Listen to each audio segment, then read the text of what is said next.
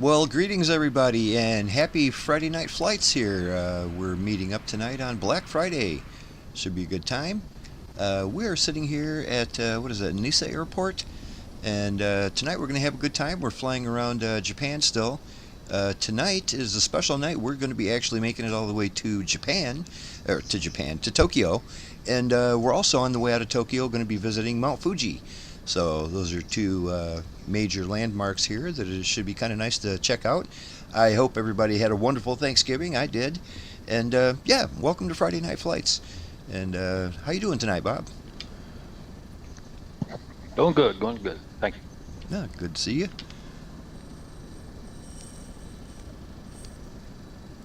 I see we got Mr. Newbie joining us. How's it going, Mr. Newbie? Happy Friday, buddy. Right on. We also have, looks like Midlife Rex joining us in a Chinook tonight. So that should be interesting. He should be able to keep up relatively. Might be a little bit too slow, but he could probably keep up. We're going to be going about 160 knots tonight. I think that thing could probably go close to 150 or probably 160 if you push it. But yeah, that should make for interesting sights around Tokyo. You'll be able to see everything really nicely. But yeah, we're going to be taking off here in about 4 minutes. Tonight we're climbing up to 3,000 feet, guys. Or not 3,000. We're going to do 6,000 tonight. We've got a couple mountains to get over, at least on the first leg. 6,000 should do just fine. Trying to maintain 160 knots, and that'll be a good old time. We've got a couple people checking in here on the chat. We got Mr. James Holmes over there in Europe saying hi and goodbye. I'm sure he's hitting the sack. It's probably pretty early in the morning for him. Well, hey James, how's it going? So we got Kubi over here waving hi, and also saying hi. How's it going, buddy? Good to see you. Yeah, like I said, we're out of here in about 2.5 minutes, 6,000 feet, 160 knots. I believe we're going to have to take a left-hand turn out here. That is correct. A left-hand turn will get us on course to, what is it, Fukushima? Fukushima? Yeah, Fukushima. There you go.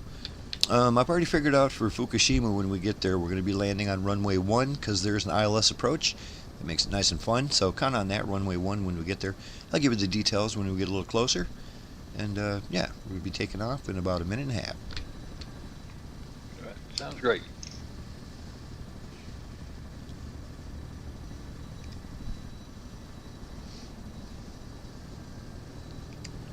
Hopefully our buddy Longhorn will be joining us. He's usually here on Fridays. Got somebody over there in the parking area called Lavender. I don't know if that's a name of a player or an airline.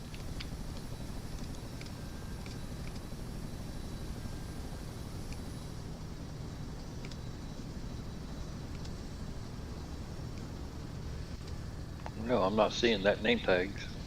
You don't see that over there? Yeah, I've seen them ever since I loaded in. They've just been sitting there for the past half hour.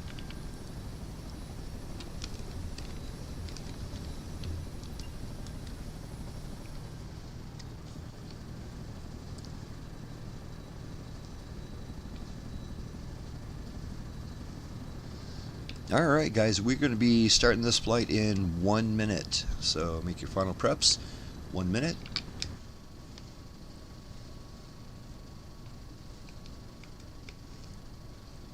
I'm still digging this Diamond DA62. Very nice looking aircraft.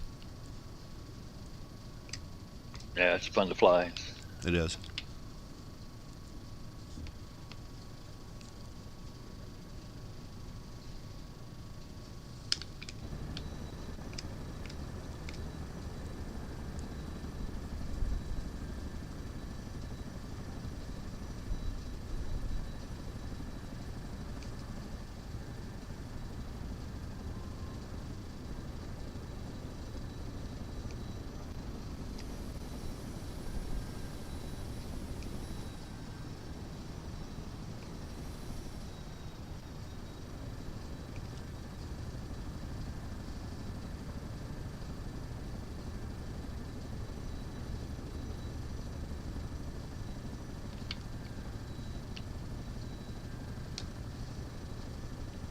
All right, gentlemen, we got 10 after the hour. Let's go ahead and get these birds up in the air, 6,000 feet.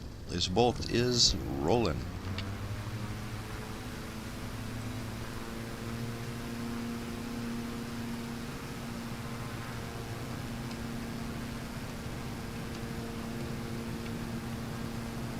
Pretty sure most of our airports tonight are rather large. We're not going to have any trouble finding them.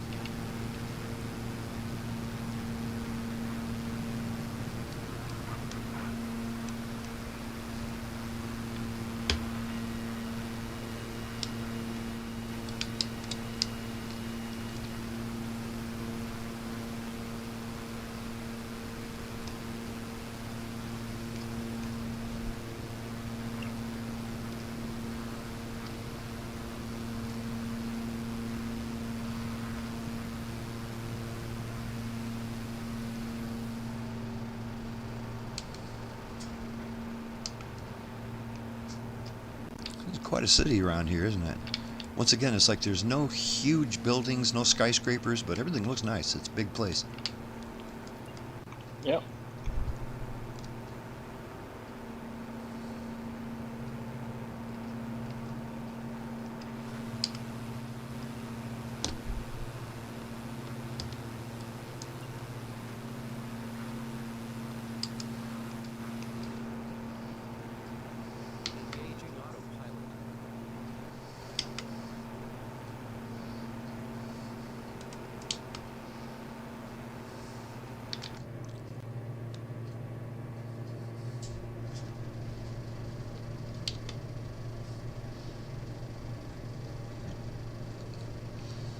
So I hope everybody had a good Thanksgiving. Got plenty of food and all that kind of stuff. Good turkey.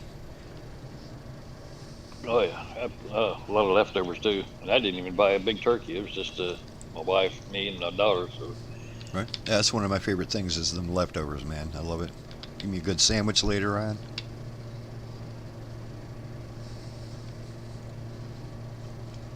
Yeah, I went over to my sister's. That's my usual Thanksgiving thing. Went over there. I always record my Lions game, and then I go over there and eat, and then when I come home, I can watch the game. And yeah, I don't even want to get into it. Well, the good thing is, since we last talked, my Lions did win a game. we beat the worst team in the league, the Jets or the Giants, and yeah, we didn't have much luck against Green Bay though. Yeah, I saw that game too. It was good. Well, my Lions didn't get any help this week at all either. I was really rooting for the Bears to lose. Of course, they would. All of a sudden, the Bears are unstoppable. They're up here beating the defending Super Bowl champs like it's nothing, you know? Come on.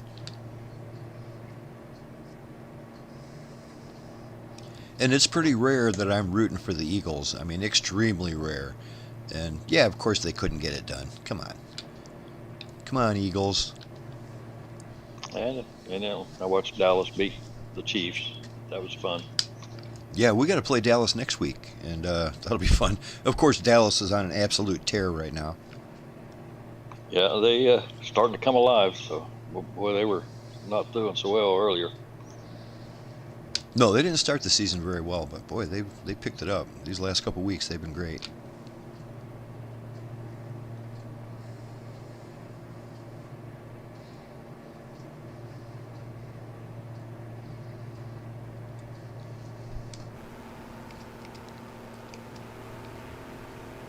Got another beautiful little mountain range we're going over here. I think we're going to be kind of going right in between all the tall stuff.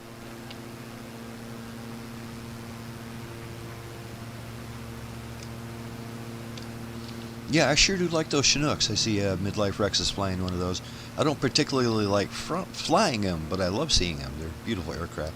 Those also just happen to be what my father flew.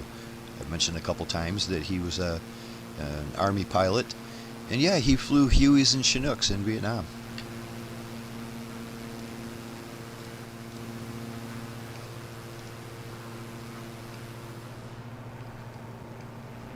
It's funny, I'm not seeing him in the Chinook, and I have two of them from two different makers. Yeah, I'm still seeing him. You see him in an airplane? Yep, I see him in the Diamond here. Oh, well, Okay, at least it's giving you something reasonable. Must look pretty weird when it lifts off vertically. Yeah, but it's strange that since I have two Chinooks, that I'm not seeing him if that's what he's flying. Yeah, he's in the CH-47D lifting configuration up here.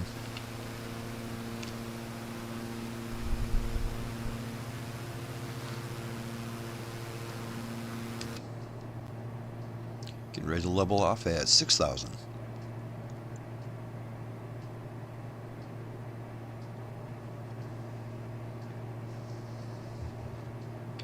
I'm sure I've told you guys before the irony that my father is a retired pilot whose name is Roger.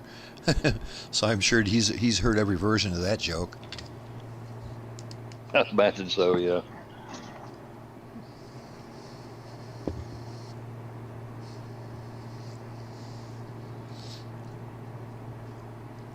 Holding 160 at 6,000.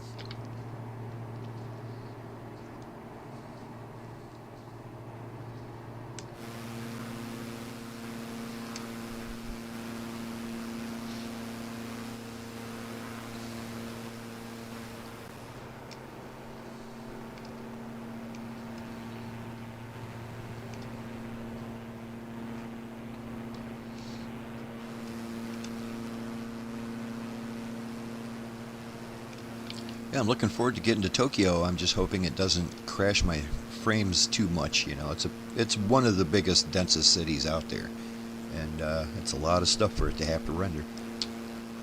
Yeah, let's hope not. Yeah, I know what you mean.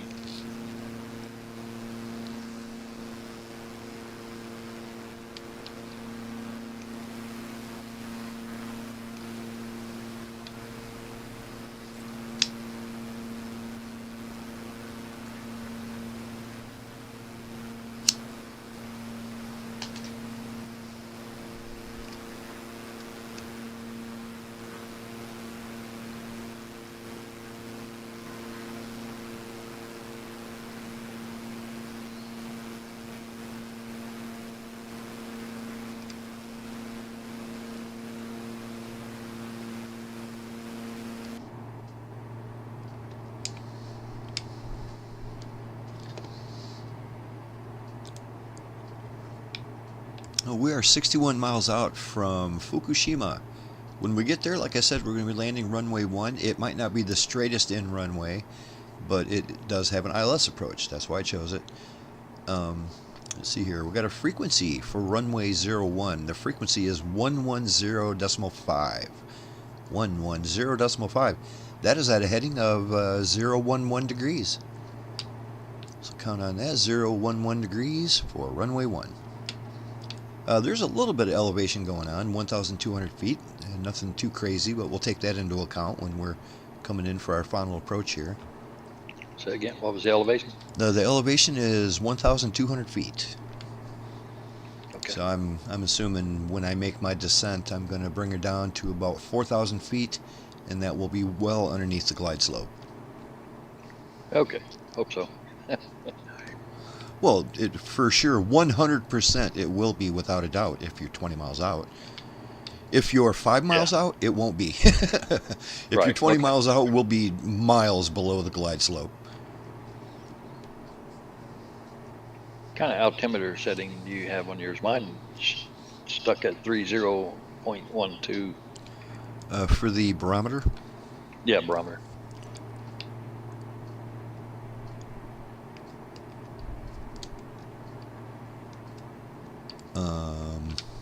It might be accurate. I don't know. That's what it started me out on. I didn't check. I got a 29.92. 29.92.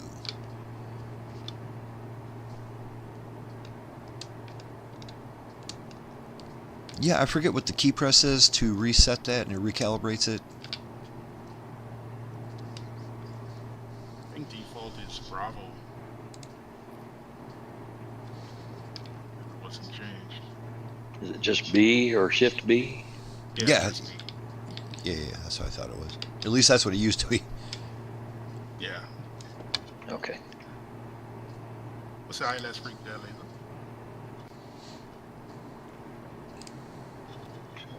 Uh, 110.5. Yeah, we all have different weather going on, so it'll be different for everyone.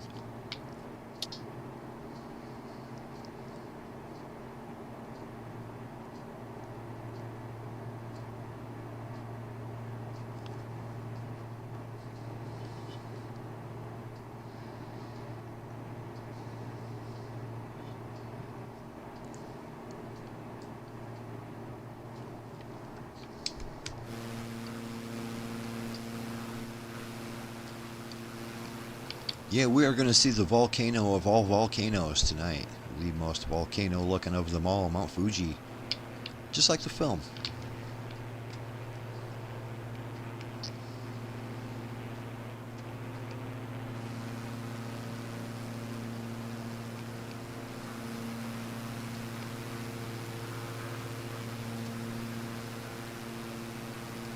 I blew right by you. I was looking down at my instruments and didn't realize how fast I was going. Oh, there you are. Yeah, I'm looking all over the place trying to find all you guys. I got Nice. Mr. Newbie back there.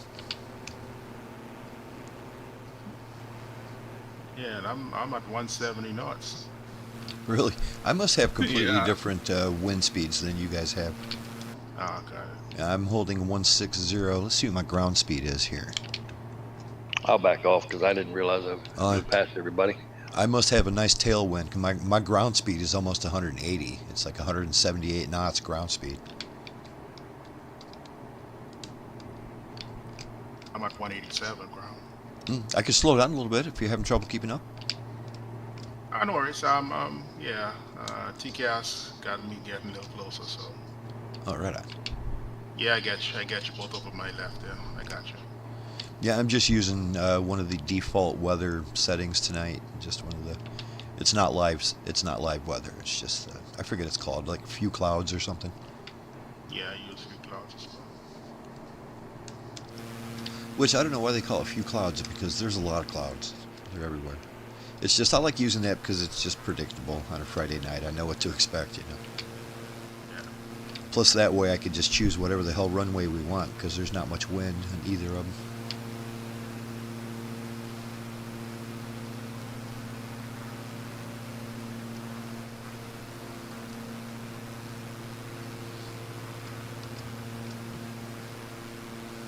Yeah, one thing that's going to save Midlife Rex some time is he doesn't have to bother lining up with the runway. He can just go straight to the airport. Yeah.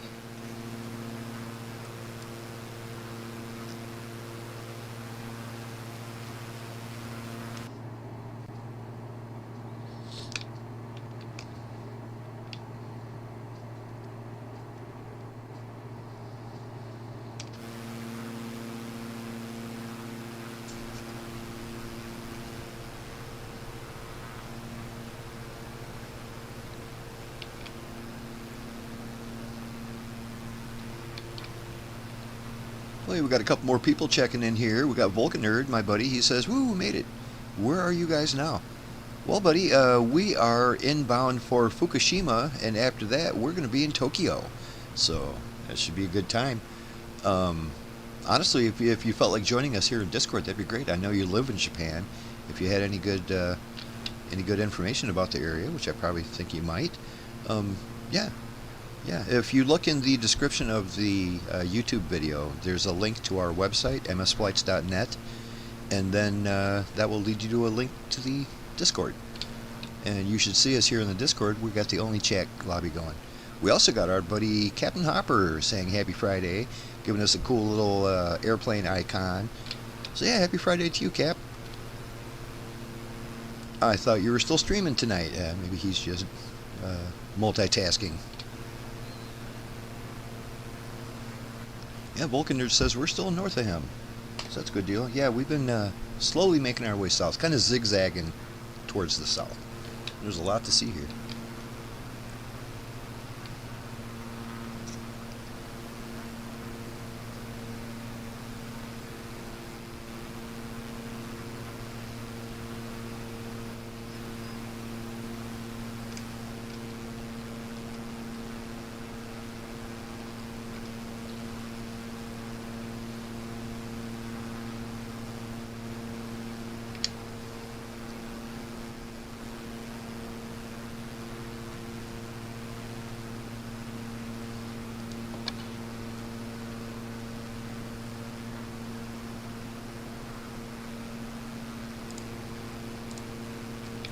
did get a friend request from somebody earlier. I'm not sure who in the world they are.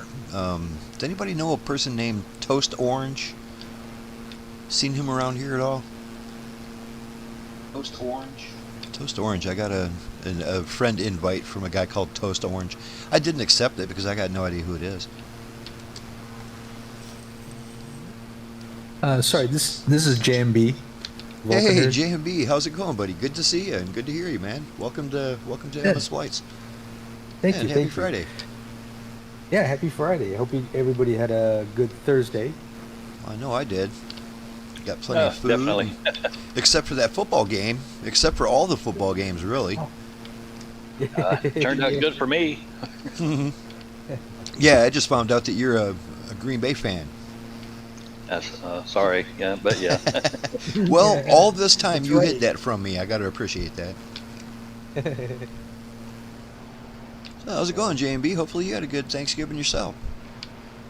It wasn't bad. It was uneventful. I know where you're at. They just call it Thursday.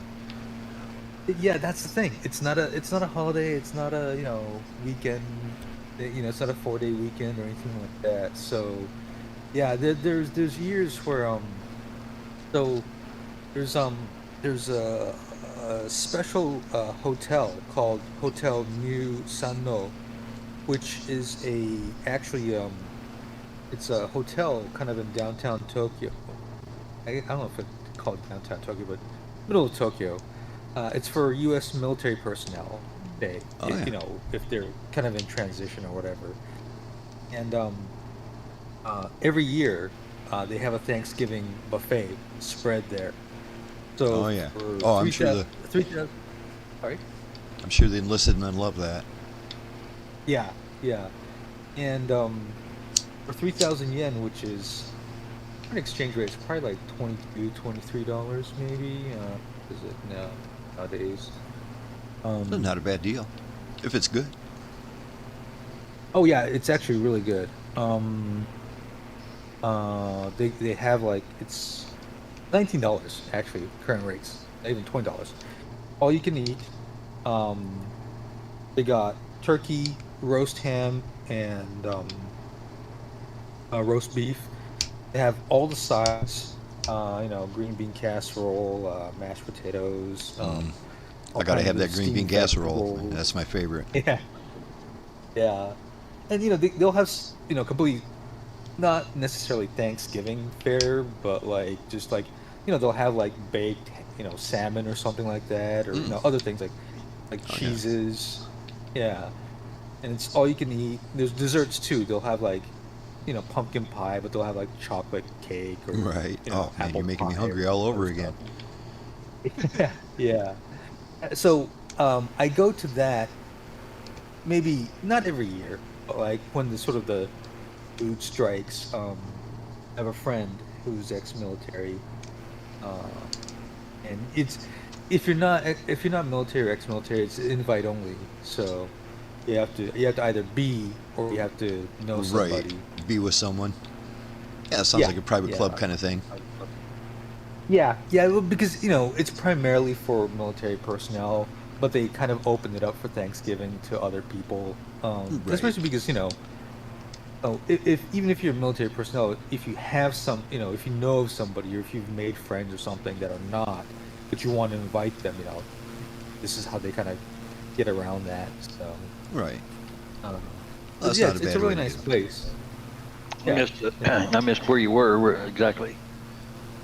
I'm kind of on the border of Tokyo and Saitama in Japan. Oh, we're gonna be right in your neighborhood.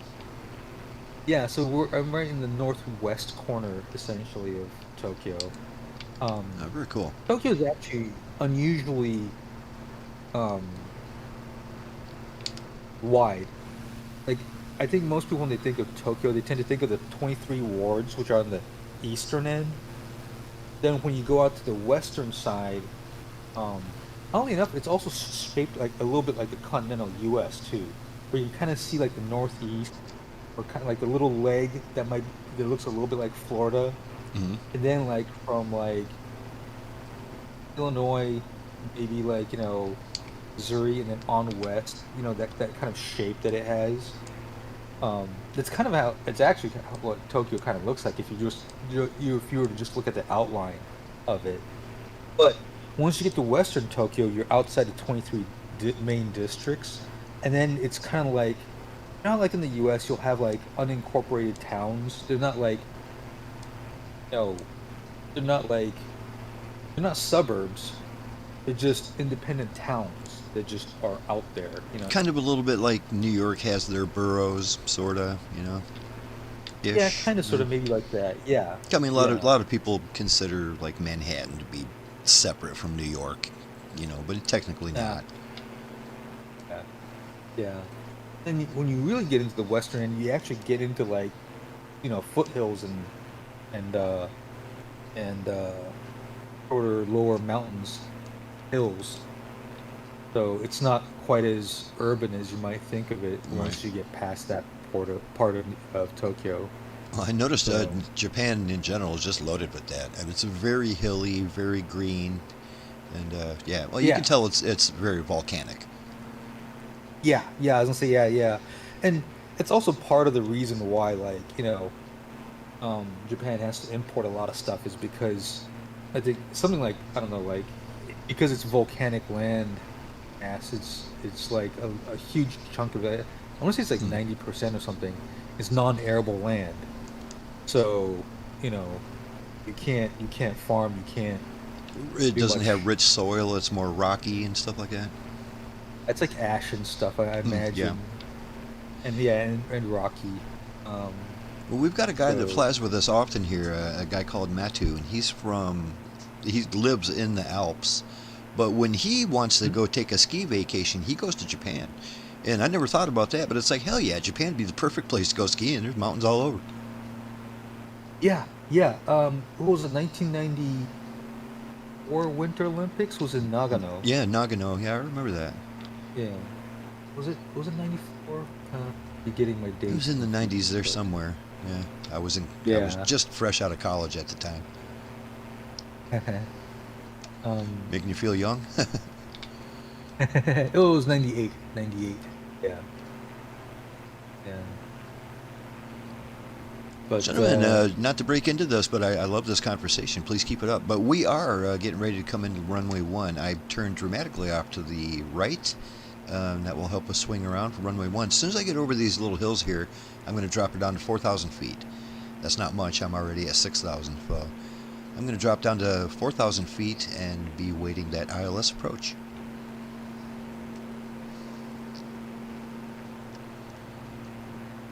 Okay.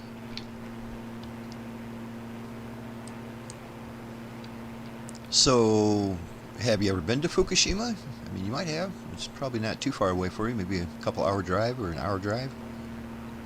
I did, um, I think 2 weeks after the tsunami hit, actually. Uh, wait, no, I'm sorry, no, it was after that. It was a lot later. It was like, I think it was like 2 years after.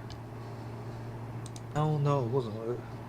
No, I think it was, no, I think it was right after. It was like 2 or 3 weeks after the tsunami hit, 2011. I was in Fukushima. Um, That can't be fun. yeah, I went there as kind of as a translator for the same friend, actually. So, my ex-military friend is kind of a photojournalist, um, and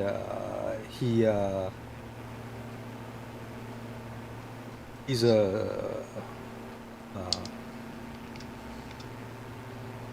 he sometimes does like photos and articles for Stars and Stripes, which is like the military. Oh yeah, very familiar with that. I used to read that every day, Okay. or once Yeah, a yeah, week yeah. whenever it came out. Yeah. And so I went with him. Uh, and he speaks Japanese fine. He's also been, after he got out, he just stayed here and living here for probably 20 years or more at this point. Oh, he's a actual citizen now. Well, I think he's technically a permanent Yeah. resident, like a green, Right, essentially right. like a green card holder. Yeah, it probably Yeah. takes more I than think that he to probably get could. full citizenship. Well, I think he could get citizenship if he wanted to. He just for one reason or another, and I've never bothered him about it. We went there. But yeah, I want to say it was like a couple weeks after. Not directly into Fukushima, but kind of around that area. Yeah, just to sort of like, so we were at like the Sendai International Airport, which I think you guys are now southeast of there now. I do think I saw it on the map when I was making the flight plan. Yeah, it's in Akita Prefecture. Yeah, you guys are further south now, I think, than that. So, but we went there because that got overwhelmed by the floods. Oh. That's one thing that's nice about Japan for us is there seems to be a lot of airports. A lot of places in the world where you fly, like Eastern Europe and things like that, airports are kind of few and far between. You get to Russia, they're super far and few between. But here in Japan, they're all over the place, and big, small ones, everywhere. Yeah. Yeah. I'm guessing there's a lot of private pilots around here because there's a lot of small strips. You know what? I would assume so. I don't know, actually. I haven't really looked into that very much. But yeah, there must be because, yeah, there's, airstrips all over. But I've only ever been to like the major ones. I've been to both Narita and Haneda, and one in Sapporo. Was it the Sapporo International Airport or Hokkaido International Airport? I went to the one in Sendai, but that was not. I didn't fly in there or anything, or fly out of there. No, you just visited. Yeah, that was part of the trip to kind of like see what had happened right after the tsunami hit in 2011. Yeah, I live right on the shores of Lake Michigan, and I'm glad Lake Michigan never acts like that. Yeah. Well, I mean, it was just because of that massive earthquake that caused it. Otherwise it's not a common occurrence. All. But and when the 2011 earthquake hit Japan and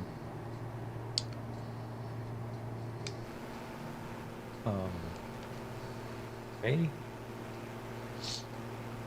No, it was April 11th, wasn't it? Yeah, I think it was April 11th. A couple days before my birthday. I had nothing to do with it. I remember, yeah, because I want to say it's. Oh no, I'm sorry. It's.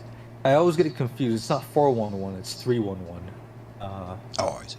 Yeah, it was March 11th. Yeah, I was saying April. I was thinking 411, and I was like, no, that doesn't sound. That was March 11th. 411 sounds like slang for something. Yeah. Like call information. Yeah. Yeah, exactly. Yeah. But on March 11th, I was actually landing in. I was scheduled to land at an airport along with my friends because my friend was on his honeymoon, and originally, I was like, "Oh, that's cool that you're going to Japan on your honeymoon," and he was like, "Well, you have family there. Why don't you come with us?" I was like, "Well, it's your freaking honeymoon. I don't want to go with you to, yeah, as a third wheel." But then, he told me that he was like, "No, we've already invited like, I think I was the 8th person in the group." So he was like, "Yeah, we already invited like, right on. So yeah, have like like 5 other big people." gang. Yeah, so it was like 8 of us, and so they were like, "Come with us," and I was like, "Well, that's fine, I guess. I'll go see my parents and my sister and whatnot." And So, we are were you scheduled- Japanese? I mean, is that why you live there, or you just ended up there? I'm half. My mom's Japanese. Oh, okay. Yeah, but I was born in the U.S. I lived there about 2/3 of my. At this point, only 2/3 of my life because I've now lived the other third or so of my life here in Japan. But Oh, right on. yeah, we were due to land in like Haneda Airport or Narita Airport now. Now I'm confused, but like 5 o'clock. Earthquake happened around 2:30, I want to say, in the afternoon, and so we were coming in, and suddenly we were diverted to Sapporo, and we didn't know what was happening. Oh, we went to didn't know anything Sapporo. about Yeah, it. we just came from there last week, I think. Yeah, yeah. So it's kind of the southern end of Kaido, basically, yeah. And we got diverted there, and then we landed there around I think 6 in the evening, and then we were on the tarmac until midnight. Nobody Oh, they just had told you us what sitting was there, huh? happening.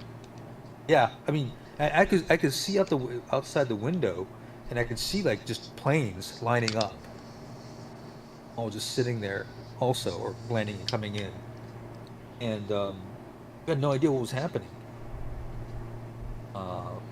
And then they around midnight they had arranged for us to a hotel to stay the night at a hotel for us, free of charge. So they got a hold of some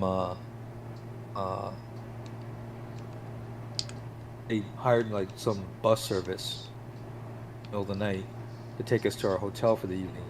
The bus driver, being that it was like 1 in the morning, wasn't sure where we were going, so we kind of got lost.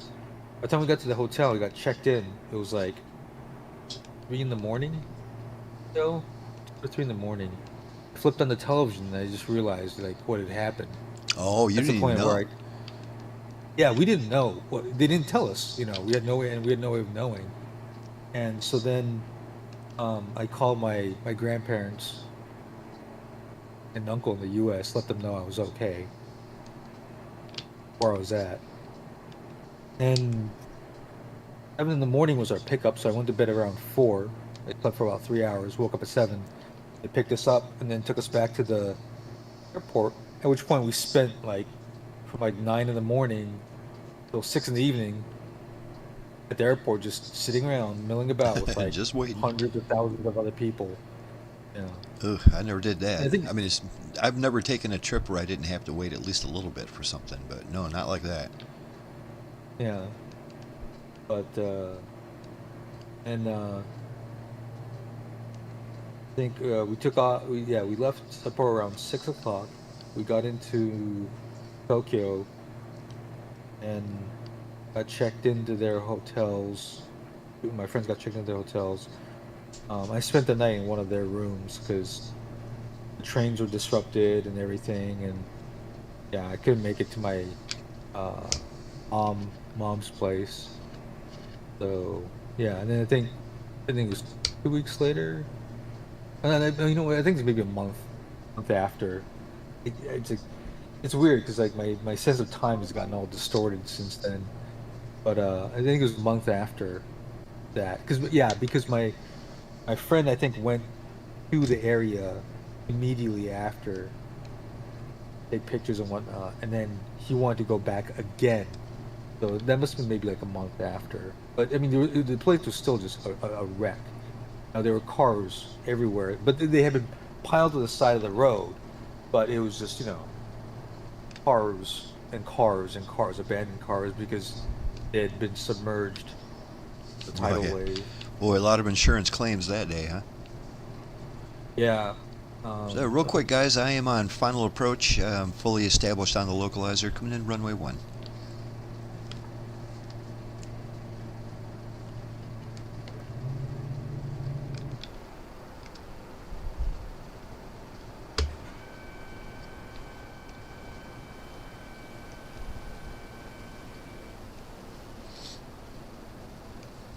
About 3.5 miles behind you, coming in. Right on. Got the runway in sight. Looks like coming in straight. Good deal. Yeah, Bob, how long did you live in Japan? You were there for like 10 years, weren't you? Or at least down in Okinawa. Yeah, I was in Okinawa 10 years. I got couple of trips to Japan, one at Yokota Air Base, and one for leadership school, and oh gosh, it was further north. I can't remember the base name now. It's been a while. Misawa Air Force Base? Yeah, Misawa. There you go. Okay, my grandfather was stationed in Misawa. Small world. Yeah. It's actually how my American grandfather met my Japanese grandfather, and then introduced my dad to my mom.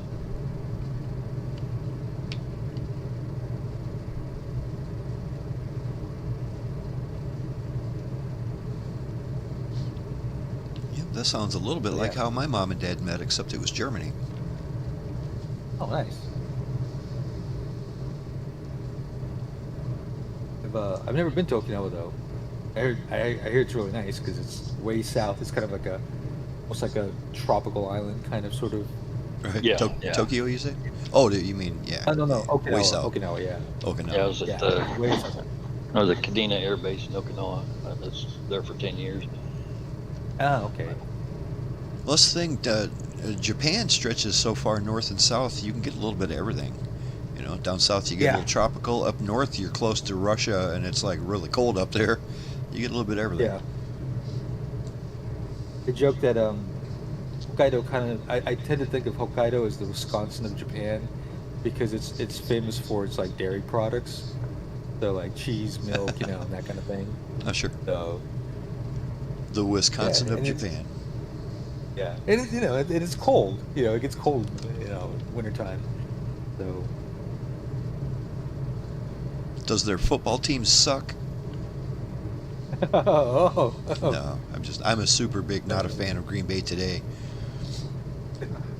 oh, Not yeah. like I've ever been a Green Bay fan, but today they just bug me. Yeah. Lost your points. Wait. Oh no, wait. Was it Detroit? No, Green Bay played.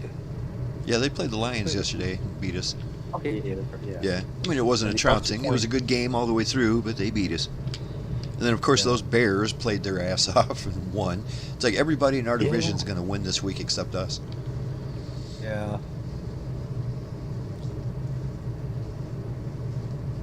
I'm on a half-mile final. Looking good.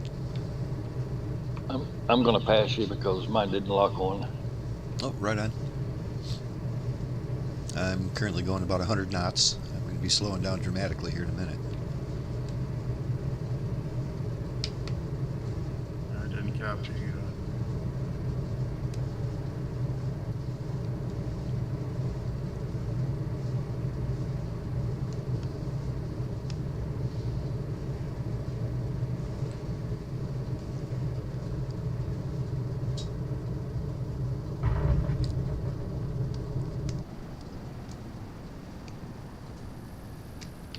Alright, smooth as silk. Ah, you never did pass me. That's Yeah, good piloting. I thought I was going to. I backed off and you went ahead, so it all worked out. Yeah, I must have just been going just fast enough to where you didn't have to overtake me.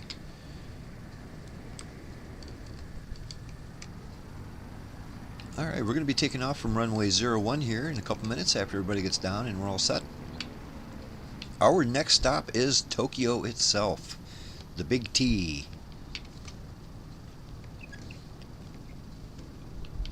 I haven't flown around Tokyo in the new sim, but I did fly around in the old sim, and boy, it is a densely packed city. It really chews your frame rates up. Yeah. I did it one time with another group. We were flying in live weather and it was storming and flew over Oh, boy. Fuji Mountain. And it was in a DC-3. That was a nice landing there, Mr. Newbie. Thank you, thank you.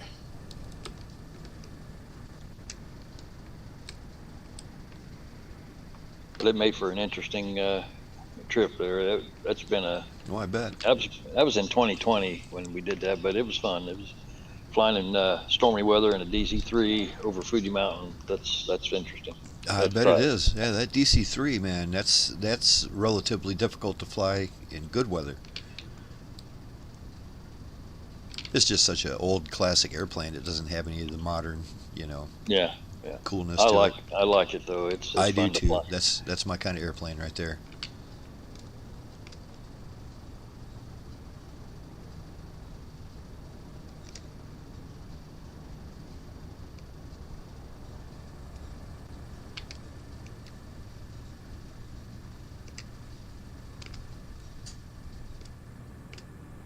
By the way, Laser, for what it's worth, I'm guessing Minnesota will probably lose to the Seahawks. Yeah, I'm Sunday. guessing. Minnesota's the only team. It doesn't really matter what they do. They're the only team in the division that's behind us right now. And it sucks. I mean, I miss the good old days that with a 50% record, you can make the playoffs. I mean, nowadays, Yeah. here my Lions are 3 games above 500, and we're not in the playoffs. Get the hell out of here. What's going on here? You know, everybody's good now, especially the NFC. Everybody in the NFC is really good. Yeah, yeah. Rams, Seahawks, at least 2 or 3 of the NFC North. Yeah. Well, it's like the Eagles are really good unless they're playing the Bears, apparently. Yeah, apparently, yeah, because they're what 8-4 now. They were 8-3. But... Yeah. Well, guys, let's go ahead and get out of here in about 30 seconds. We're going to be taking a left-hand turn to get back on course. We've got to go pretty much straight 180 degrees back, but we'll do that with a left-hand turn. We're going to be doing 6,000 feet again. 6,000 feet at 160. Lazerbolt spooling up, and we're rolling.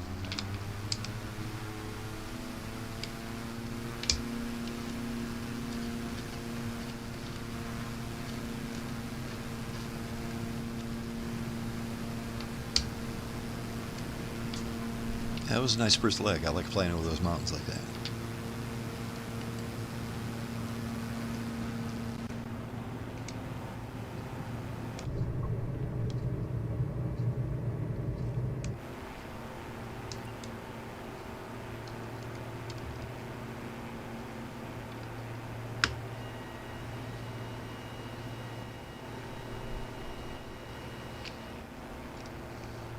These airports that are built up on a hill like this are just cool looking. Yeah. But like if you go off the end of the runway, you're going to have a problem, man. You're down in the trees.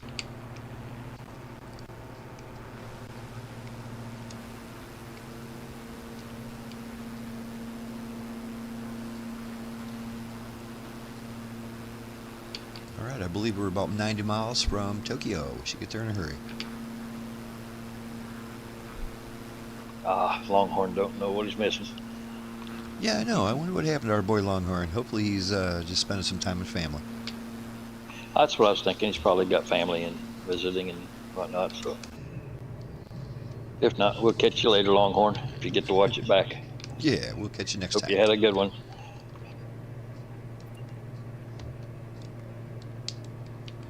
Yeah, personally, I don't know. It almost kind of bothers me. You get a lot of people really shitting on Thanksgiving. It's all the negative, this and that, and blah, blah, blah. I don't know. I don't see anything wrong with celebrating the harvest. You know, that's what we're doing. We're being thankful for the bountiful food that we have, and, you know, that's what it's about. Just being thankful that we have a bounty. You know, we're very lucky that we live in the times we do and the place we do. And yeah, people don't get that. I kind of feel sorry for them.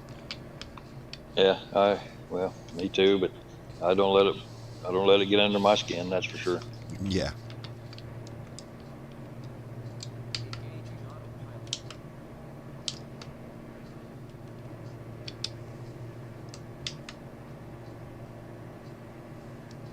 All right, to get back on track. Didn't mean to do quite such a strange maneuver. I wasn't even locked on the autopilot yet. I was just following your. I was shadowing you there. That's all. Glad we didn't fly into a mountain because I was following you. Actually, of course, I engaged my navigation system, but I was still locked onto the CDI. Oh. Here we go. Back on course.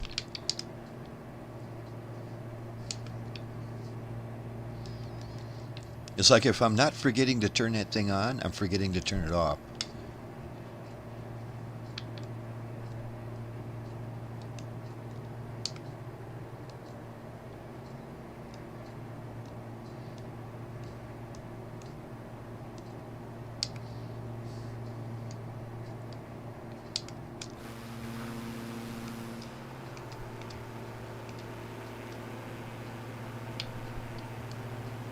So, JMB, you ever had any interest in aviation at all? You ever thought about flying a little bit in the game? It's a good time. Simple enough. We keep it pretty Yeah. simple around here. You can get way more into it than we do, but we just have a good time. We're just trying to relax. Yeah, I've thought about it some. Yeah.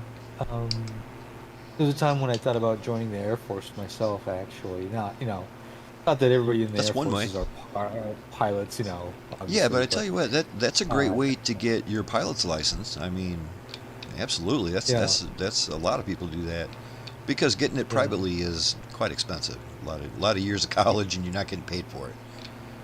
yeah, right, yeah. I had my I have an uncle who lives in Colorado Springs, and he Colorado had his own Springs? little yeah, Yeah, I was born there. and oh wow, okay.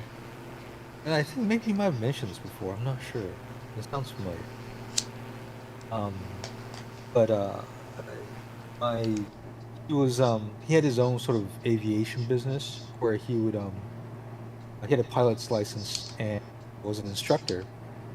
So what he would get is that he would get a lot of Air Force cadets who would have to train on, you know, obviously you don't just hop in on like a jet to begin with, right? Right, they've So got trainer aircraft that are much simpler. yeah, yeah. But then even before that, they would like get on, they would start with like a single engine like Cessna, right? And so he would get some cadets out there that would he would teach to Right. fly. And then eventually, about 15, 20 years ago, he folded that up. But It's he's got to also be like an a expensive certified. business, you know? Yeah, I think that was the problem. Well, I think that a lot of the problem was that September 11th happened, and there was a lot of like red tape and restrictions. I think that Oh, started I to. bet. I bet there was. I mean, if you were Yeah, barely on the edge of making money before, after all the restrictions, that was probably the end of it, you know? yeah. So I think I think that's the reason why they folded it up, and he still has his like aviation mechanics license, so Oh, I'm sure he'll that can do come in handy. inspections. Yeah, Yeah, there's he'll do always like they're always inspections looking and for stuff mechanics. too. Yeah. Uh, so, but so there was that. So I even have like I probably have like 2 or 3 hours of actual flight time logged because we flew between. You know what? It was probably maybe only. Well, no, it's probably like I want to say we flew from Boulder to Pueblo, probably like 2 hours. It's Pretty 3 hours. mountainous area too there. Yeah, and Yeah, I then tell you back. that's a whole different kind of piloting there when you're that much in the mountains, boy. You better know your area well. Yeah, yeah. End up in a box canyon and you're done. You know what I mean? There's no way out. There's no way to climb quick enough. You're done. You could do it real easily by accident, you know? Yeah, yeah. We stayed east, of the mountains. Uh, but yeah, yeah. Other than that, I have not given it much thought since, or much too much. Well, I guess I had thought about it before that, but yeah, yeah. But I get to see you guys, and you guys seem like you guys are having fun and Oh, there you go. Yeah, good time. I'm always And glad to see that you yeah, watch our Friday night flights there. It makes me feel good that the people I know and like occasionally watch the Friday flight. yeah.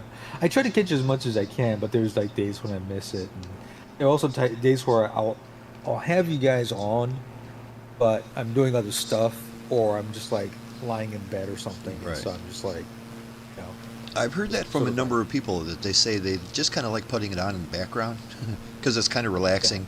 Just listen to us shoot the shit about dumb old guy stuff and just, the airplane engines and all that. People say that's perfect to have on in the background while you're doing something. And hey, I'll yeah, take it. Just put it on. yeah.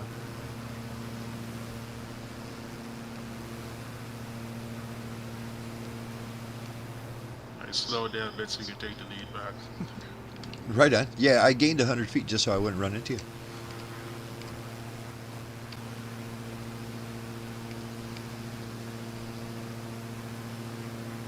Are you actually in a diamond, Mr. Newbie, or are you in something else? No, I'm in the Byron. Oh, I see. I love that Baron. That's a good airplane. Yeah. That it's twin very Baron, nice. that's a great one, Yeah. actually. We flew that forever. That was our go-to. And we decided to start switching it up and check out some of the other airplanes just to, you know, give other airplanes a shot. Yeah.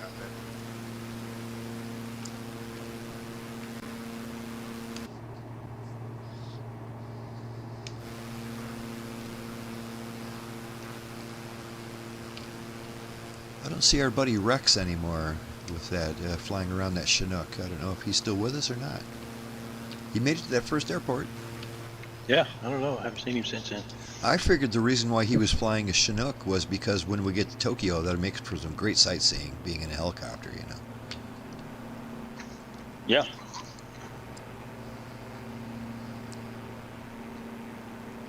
He might be up ahead. I've got a name tag in the sun. I can't quite read it.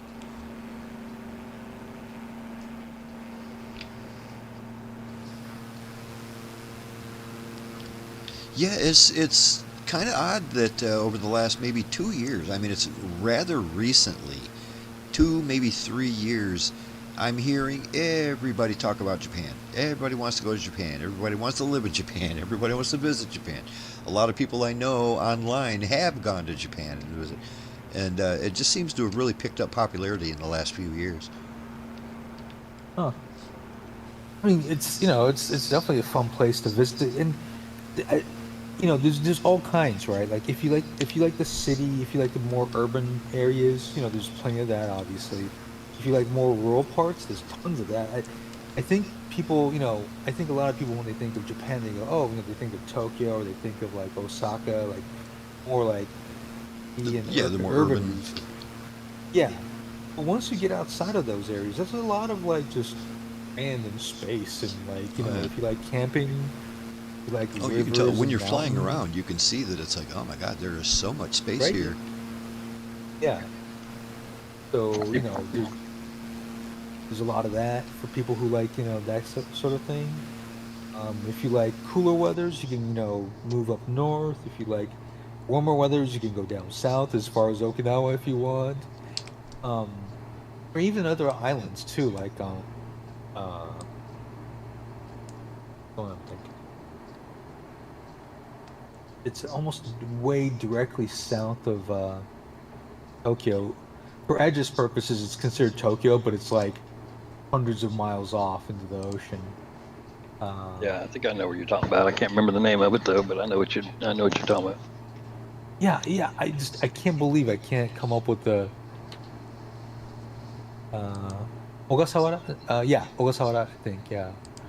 Um, just directly south of Tokyo.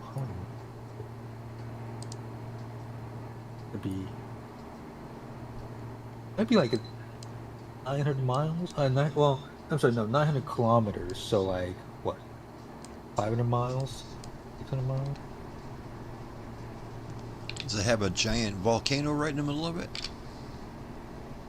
It probably does. Well, maybe. I think a volcano per se, but yeah.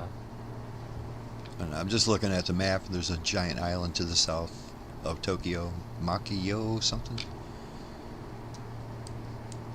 But it is quite a bit away from Tokyo, to be honest. Yeah, there's Mikurajima.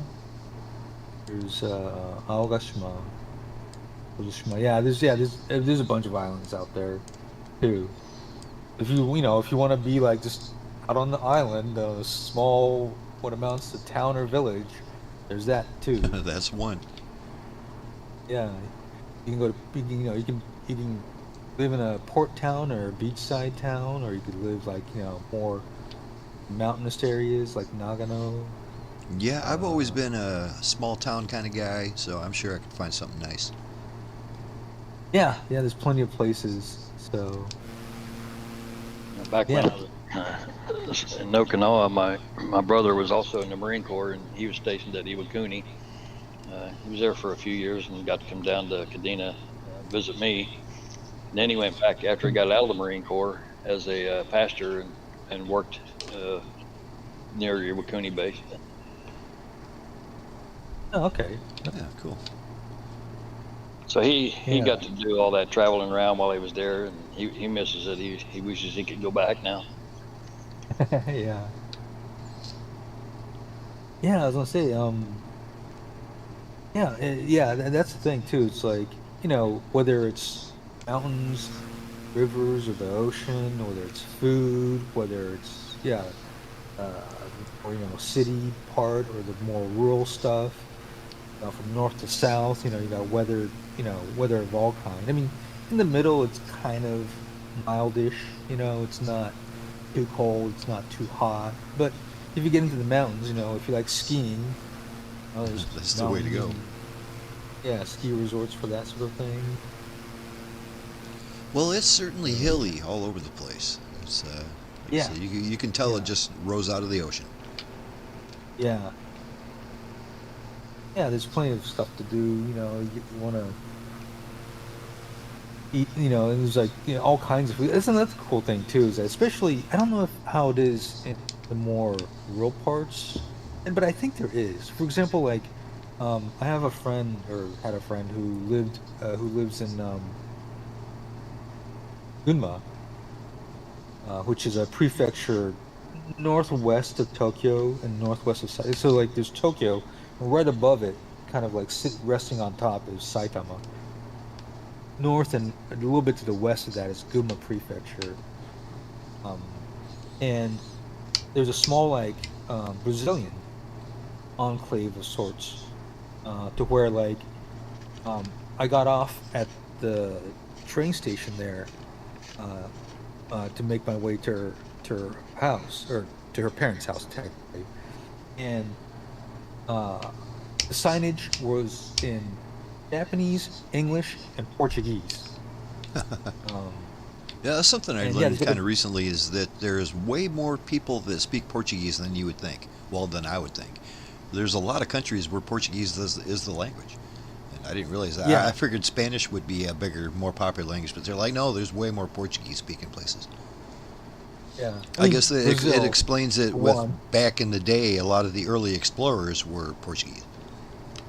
Yeah, yeah, I heard that too. Yeah, more than like Spanish or Mhm. yeah, because we tend to think of like the Spanish and the French and the English, but Portugal did a lot of their um, exploring as well. So yeah, but then so this one town in Guma Prefecture has like this huge Brazilian population. They have like Brazilian restaurants and like South American uh, grocery stores where you can pick up stuff that might not be available in like a regular Japanese grocery store. Hmm. Yeah, We have a lot and of then Spanish stores up here in Michigan too, oddly enough. A lot okay. of like Well, yeah, Mexican I was gonna food say. and things. Okay, well, that's I cool. think Yeah, for us I was gonna say. it has a lot to do with we have a lot of fruit and a lot of agriculture here. A lot of beans and asparagus and apples and oranges and peaches and well, we don't have too many oranges, but so in the summertime, at least for half of the year, we have a whole bunch of migrant workers that come up here, Oh, and okay. so they cater to them. That's why just people laugh at me when I say, "Oh yeah, I mean we got like some of the best Mexican food around here you'll ever see. Some of Like our in Mexican Michigan? restaurants are fantastic," and people are like, "A Mexican restaurant in Michigan, nice try." I'm like, no, for real, for real. I mean, we have like authentic Mexican restaurants all over the place, and they're really good too because they're catering to the to the migrant workers who they move here in the summer and then in the winter they go back to Mexico. Yeah, yeah, and that is one thing I will say. Like, I haven't found. Admittedly, I haven't looked too closely recently, but I haven't found like too many Mexican restaurants in Japan, which kind of bums me out. I mean, well, in Tokyo, I should say specifically. But I haven't looked closely either. Right. I've seen what you'll see a lot of are like uh, Indian restaurants. Right. That You'll seems see a big lot of in pretty much all over the world except for America. I well, mean, in the bigger cities you'll get Indian restaurants, but geez, all over Europe yeah, that's like super popular. yeah, and it's actually really popular too here. Like like every like town or section of Tokyo I go to, I can point you to like multiple like Indian restaurants. Now, Okay. I have heard that some of them are run by Nepalese people because they kind of have a similar like diet and food culture. It's just that instead of saying Nepalese food, Indian food like is I guess more recognizable Hmm. maybe. So they just Yeah, say and if Indian it's food, some, I was and they'll gonna just say serve too. It's like, curry, well, at least you guys curry got and like naan. you Yeah. guys got like really good Japanese food there, but you guys just call it food. Yeah, exactly. Yeah, but you can find just about anything, except yeah, I haven't come across like I know like multiple Peruvian restaurants. Uh, that's been kind of a fun discovery. Like, there's like a bunch of kebab stands, you know. So you can Oh yeah, grab yeah. like come back from work, you get off at the train station, you grab like one or two of those sandwiches to take home with you or eat along the way home. And Yeah, I like that kind of stuff. I like a good kebab. yeah, yeah, those stuff the meat into like a what are they called? Like the bread, like a Narn. half moon. Not naan. I think that's Indian, but like you kind of like it though. Yeah. Um, and you get a little bit of veggies and then whatever meat, chicken or pork or sometimes lamb. Um, and yeah, get as in my case, I prefer as spicy as possible, but I love whatever spicy too. whatever Yeah, suits your love it. fancy. Yeah. Yeah. Give me that spice. So guys, we're about 55 out from Tokyo, Haneda International actually. We're going to be coming in on runway 16 left. Count on that, runway 16 left. We have 10,000 feet of asphalt. It's freaking huge. You can't miss it. We do have an ILS approach though, so let's do that ILS. The frequency for the localizer is 111.905. 111.95. That's at a heading of 158 degrees magnetic. And here's something I'm not used to seeing. I don't know if I've seen this recently. I probably have once or twice in my life. But the elevation of Haneda International, negative 22 feet. Don't see that very often. So yeah, negative 22 feet on Haneda or Tokyo International. So count on that. They're below sea level. Yeah, so it's a huge runway. We're coming in 16 left, ILS. And course was 155. Course 158 degrees. Oh, okay. Yeah, 158.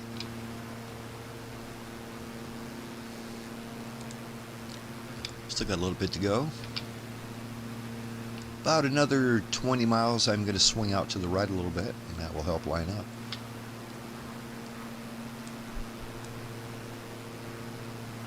Yeah, I think the only other place I've ever seen this below sea level was like, I don't know, New Orleans? Never flew into New Orleans. Oh, yeah, I've never been to New Orleans either.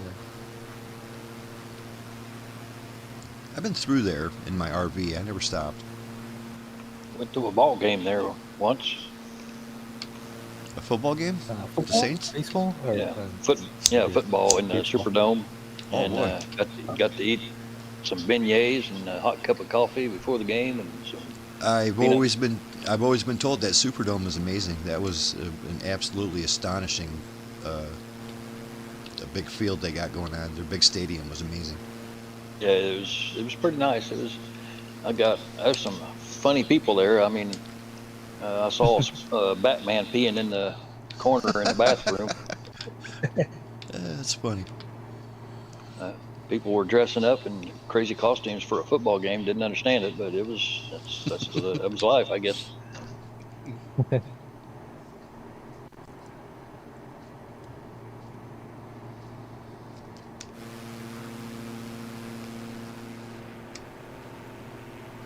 Got a guy up ahead that's got to be a human pilot. He's in an airplane called Sprint Car.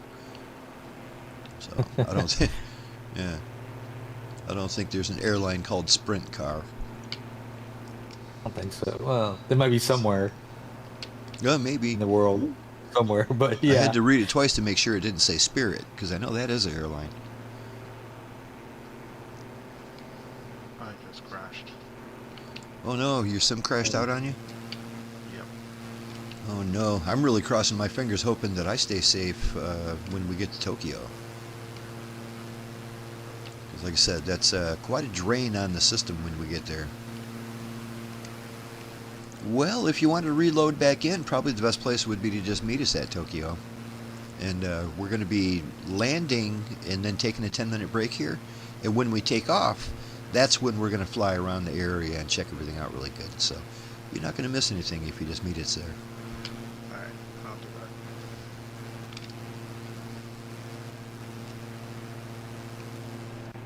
Yeah, I am going to go ahead and begin heading off to the right here a little bit and get lined up a runway, what is it, 16 left? Yeah, 16 left. Yeah, we're 40 miles out. We're looking good.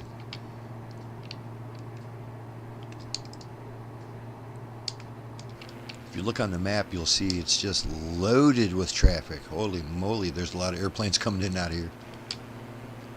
I saw that. Yeah, I did take a look.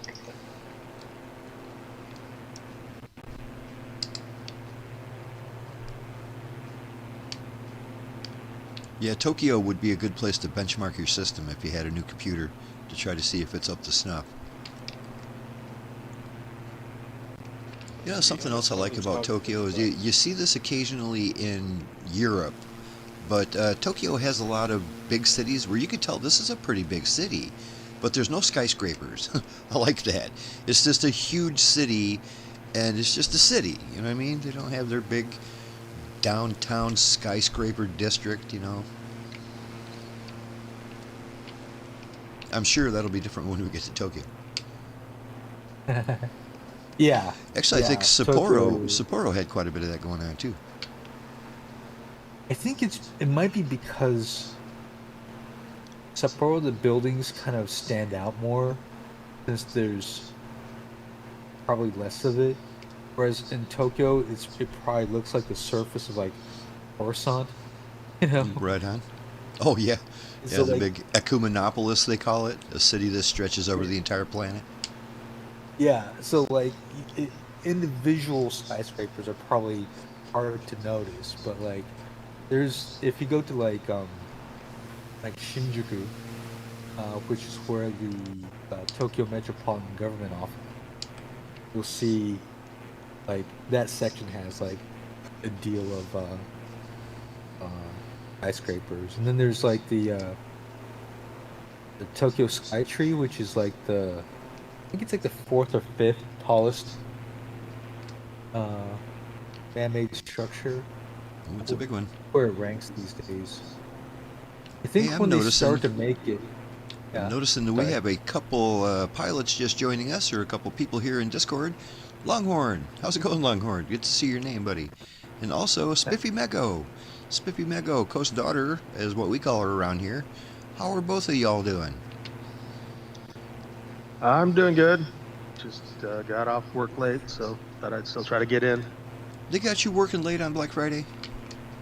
Yeah. And Spiffy, you're gonna- good to see you. How you doing? We got your note down there. I didn't notice your note until today. I was hated. I usually only check Discord about once a week, and that's when I got to notice. It was a little bit late to say hey.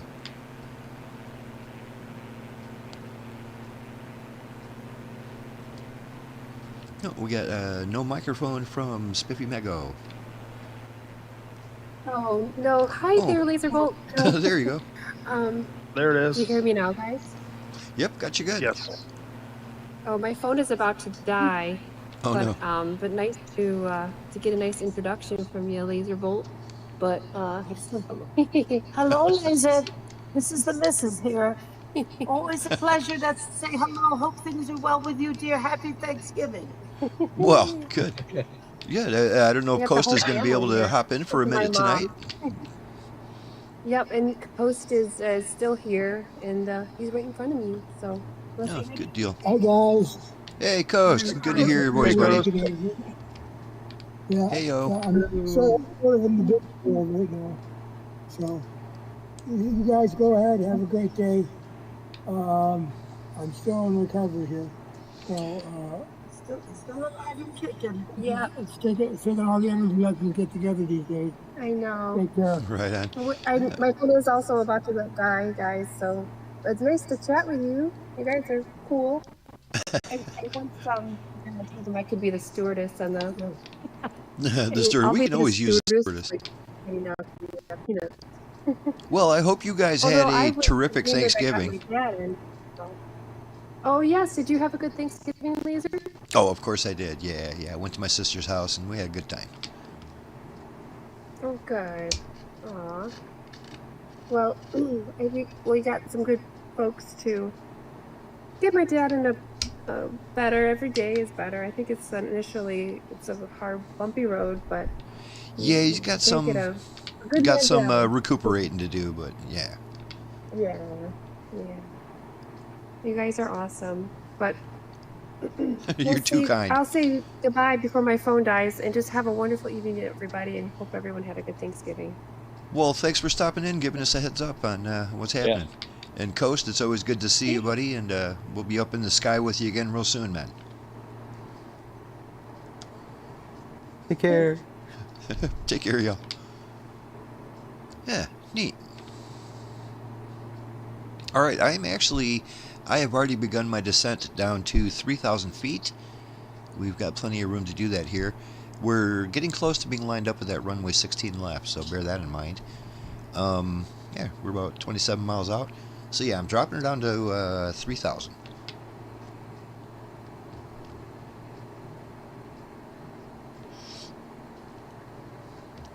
So what kind of monster makes you work on Black Friday, Longhorn? Just the company I work for, and not wanting to piss off my customers. So That's true. I thought about my last call, just like, you know what, I'm just gonna head home, but I might as well take care of it while you're at it. well, I was only like 10 minutes away from it from the call before that, and both of them were about an hour and a half away from home. So it's like, if I don't do it now, Right. I'm just gonna wind up back here.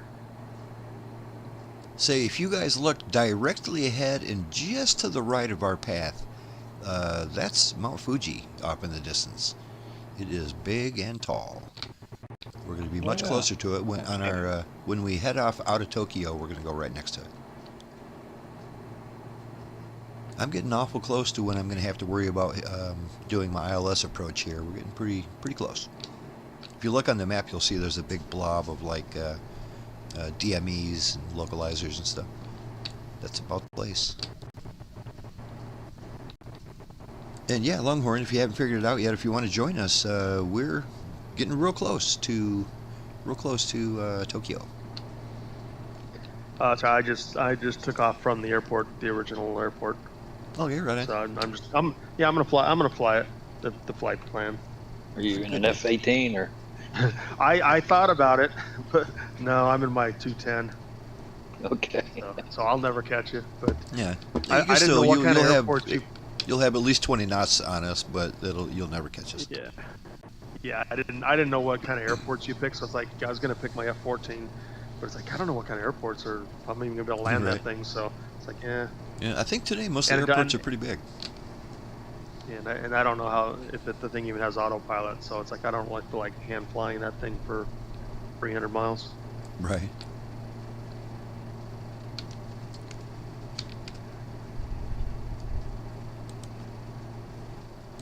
So I'm cruising along at about 180 knots.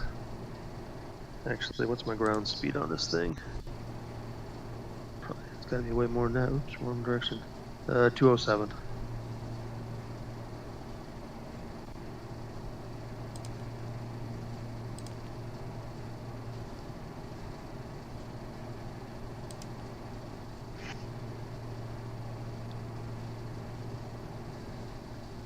I don't know if I'm going to even be able to see Mount Fuji because I left on live weather and it's pretty overcast here. Is it? I can barely see it. The sun's kind of behind it, so there's a big glow, but I can definitely see the mountaintop. I can see it on my avionics panel. It's like everything's completely flat on the horizon, and then there's that. You can't miss it.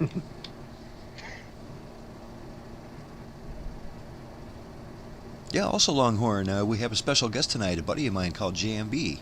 And he lives in Tokyo. We're not in Tokyo, but he lives in Japan. So yeah, he's been telling us a lot of cool stuff about the place. Yeah, when you guys land in Haneda Airport, I'll be about 10 miles northwest of you guys. Oh, that close. Right on. Yeah. I mean, we might think we might go right over your house like right now. Listen, when Yeah. we're on an approach about, we're going to be coming in from the northwest of Tokyo. We're about 20 Okay. miles out right now.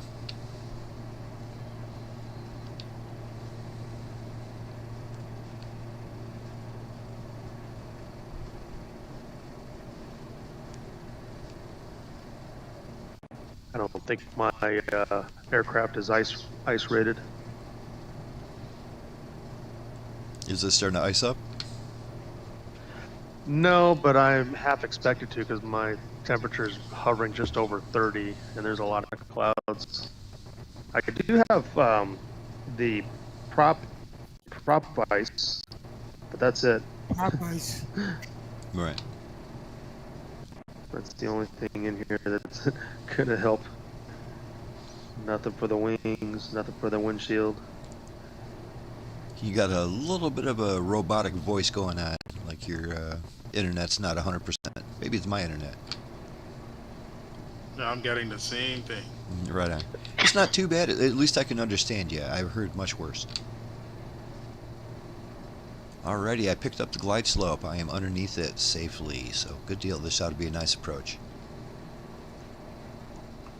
Hey, Coach, did you come back in with us?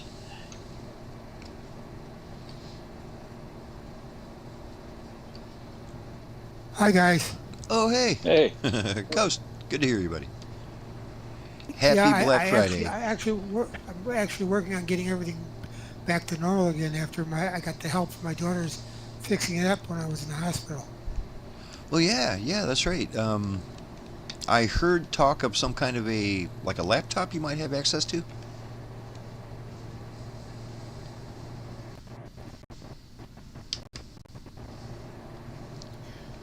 This is Coast. Just changed his voice. It's completely Coast. 100%. No, it is his daughter again. Hi guys. I try to be funny.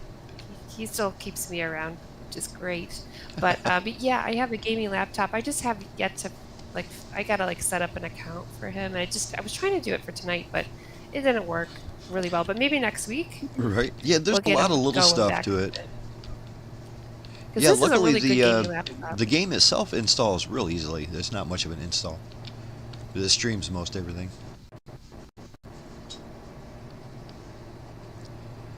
Alrighty, I'm fully established on the localizer coming in. I'm still under the glide slope.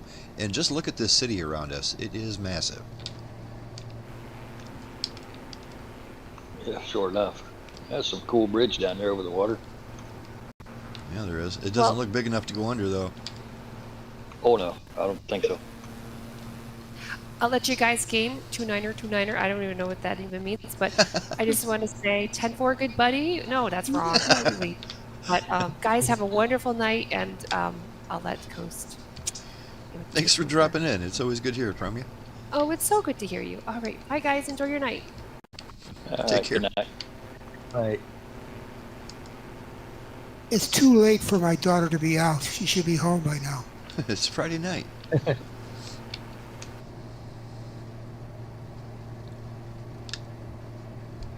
I got the localizer, so hopefully this time I'll have the glide slope bring me in. We'll see. Yep, I'm not 100% sure mine works yet. I'm still underneath it, but we're looking good. I do see where the airport's going to be. It's just on the other side of the city, so we're going to get a great look at what's going on here. Of the big Longhorn, you was talking downtown about ice on windows. The new update for Blackbird Sims C130. That's one of the things they added or fixed was the NISA windshield de-icing. Right. I noticed that in the patch notes. I wasn't 100% sure by what they meant by that. Like, it used to ice up before and you couldn't get it to go away, or it would Yep. never ice up. I don't know what they meant, Yeah. but I'll find out. I haven't Remember installed it when yet. we were flying the C-130s from Alaska, headed down to Japan, and I kept saying my window, because I was in the dirty Oh, yeah. 30, and That's my right. windows kept icing up. So now they've added Uh, NISA windshield heating, window heating. Ooh, it's about time. Well, that's good. I saw that, and then the B-17. I think it's the B-17. Also had an update too. The same they had company, two. isn't it? Isn't that the same company? That's No, that Microprose. one. Yeah, Microprose.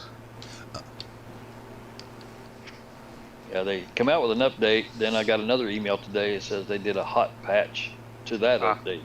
So there's Okay, I two. didn't get that. Well, they got them guys working hard on the weekend, holiday weekend. That's one thing you'll notice about Tokyo is there's helipads on a lot of these rooftops. I'm looking at 3 of them right now. You gonna try to land on one? Not in this thing. I'd like to see that one guy try to land down there. He's flying around a Chinook right now.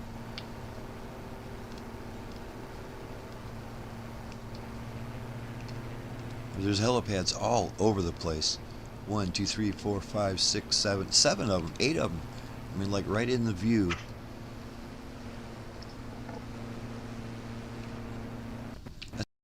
That might be, they're getting ready for all those air taxis.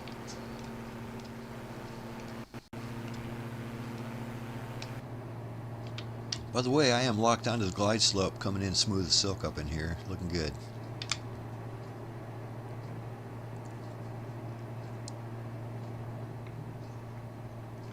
This is our penultimate stop, so when we get down on the ground, we'll form back up at the beginning of 16 left, and we'll take a 10-minute break. That's a good time to go grab a snack, grab a drink, hit like and subscribe. All that's fun stuff. Now see, down there is a couple nice looking bridges.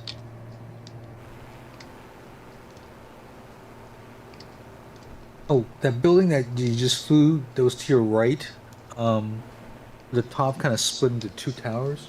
That's the Tokyo Metropolitan Government building. The Metro building, has that like a museum kind of thing? No, it's like the city office. It's like the main city office for Tokyo, basically. There's at the top of one end, you can go up all the way to the top for free. There's like an observatory up there that you can get in. There's also like a restaurant up there if you want to go there. You know what they should do is they should let you go to the top for free, but you got to pay to get back down. Genius. Oh no. I'm just flying over the stadium. I left my wallet in my car. That red and white tower to the left was the Tokyo Tower. Yeah, I see something over here. It's like the tallest thing around. Oh yeah, I'm coming up on that now. Tokyo Skytree, yeah. The National Diet Building. Oh, that's kind of like the Japanese Congress. Oh, I see a rainbow just look bridge. at this. Look at this harbor down here. This like all the industrial area. Very nice. Oh, this looks like it's a tunnel that goes under the water. It goes over to the other part of the city. Look at that. There's cars going in and out of it. Neat. Big cranes all over, loading up a big old ship. That's really cool, man. Very detailed. I'm happy to report it's not hitting my frame rates at all. That's pretty good. Yeah, I'm not having any issues either. That's good. Oh, that's a Tokyo Skytree.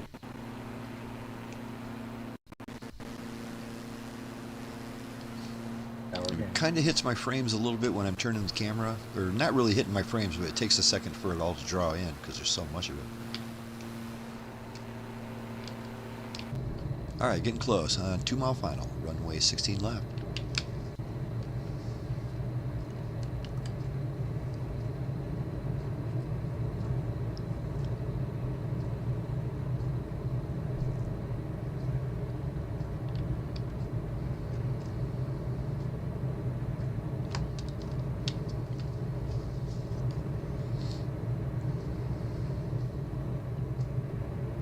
My event viewer says that looks like GSX keeps causing it to crash.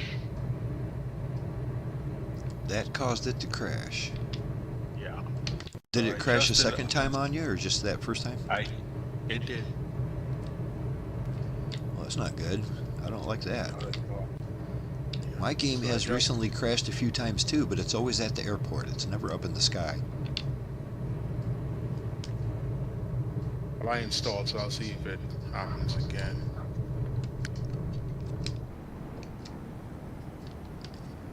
This is a big place. Of course it is.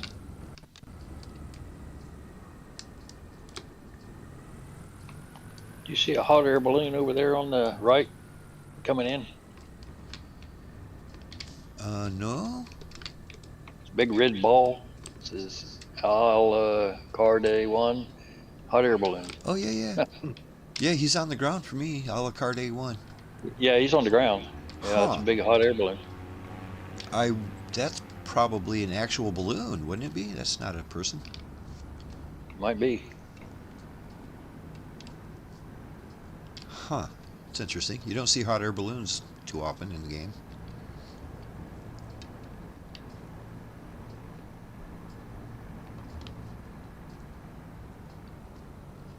Oh yeah, here he goes. He's like zipping across the tarmac now. Looks like he's out of control. He's going to be right under you in a second, Wingnut. Or behind you. Oh, there he goes. Okay, he's at the end of the runway now. I don't know if that means it's an actual person.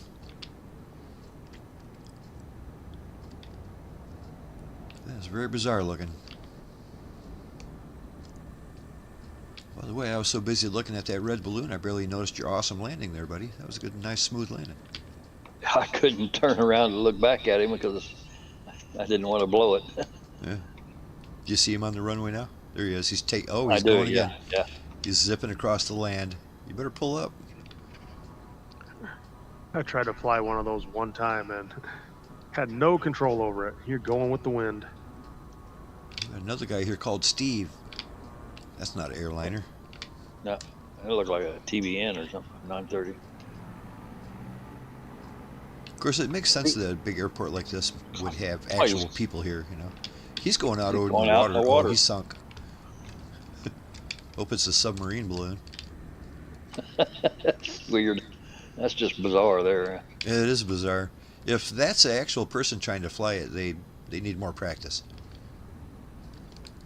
They don't give you balloon flying lessons in this thing. Well, I mean, Hey, I'm starting what do to see your name tags. Oh, right on. Hey, you're getting close. Okay, Alconde bounced up into the air. He's going down again. Oh, well. Safe travels, Alconde. All right, let's see here. We'll call this, what do we call this? 40 past the hour, 22 the top of the hour. So we're going to be back up in the air at 10 to the top of the hour. And we'll take a little lap around the city here and check everything out real good. Turn on our point of interest markers and see what everything is and what they're called. So yeah, grab a drink, grab a snack, use the restroom, hit like and subscribe, or even download the game and you can join us. It doesn't take long. And we'll be back in the air in 10 minutes, guys.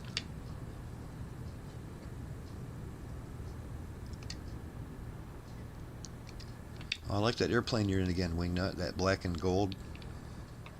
Yeah, I like this one. Yeah, it's cool.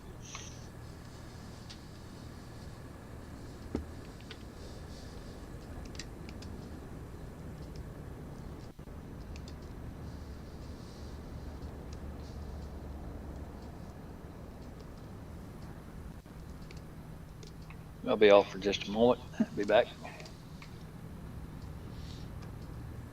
I'll be back too. Roger. I'm still here trying to catch up. So am I. Well, Pretty if, you, close, though. if you made a beeline to us, you'd probably get here in a hurry. Well, I'm about to arrive at, I'm guessing, probably the first airport you guys stopped at, RJSF. Yep, we've only had one stop, so yeah, you're not that far behind. So I'm not going to stop there. I'm just going to fly over it and wave. tip your wings. Probably won't even land at the one you guys are at now. I'll probably just fly over that one too. See if I can gain some more ground on you guys. Get ahead of us a little. No, just try to catch up. I can see the formation. Because we're at the second airport right now. Yeah.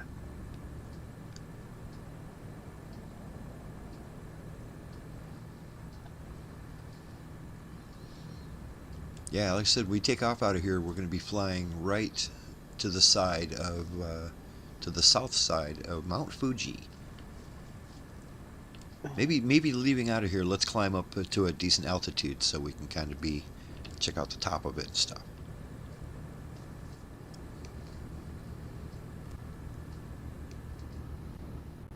Well, I see Mr. Newbie's name tag, but I don't see Mount Fuji. No, it's still a little bit of ways from here. I saw it on my avionics panel, how it gives you like a cartoony view of everything. It's like everything is perfectly flat, and then there's that. right there. There's like, it's not that big, so it's still pretty far away, but it's clearly Mount Fuji. Well, at least the weather cleared up once I got past those mountains. Oh, it's good. nice and clear here now. Or maybe you just got outside of the zone where it's keeping track of it anymore. You know how that works. Remember how we tried to do with the lightning weather? No, when you're doing live weather, it does a pretty good job of like mimicking what it is. Because I can see off in the direction where you guys are at, there's like some really low hanging clouds. But where I'm at, there's just like these wispy clouds up above me. But behind me was like really thick and overcast right in the mountain range. I don't think I see your name tag, but I got a lot of clouds, so I might not see you. Okay, you guys all just popped it because Mr. Newbie seems to be in the air, but all you guys look like you're all on the ground, and you're like one big blob of name tags. Oh, I see Midlife Rex again. Midlife Rex. Earlier he was in a Chinook, which was interesting. I don't know if he was able to catch up, but he kept up with us enough. I mean, we were all at that first airport together, so. Like I said, I was thinking maybe he's flying a Chinook because it might make for some good sightseeing around Tokyo, but who knows?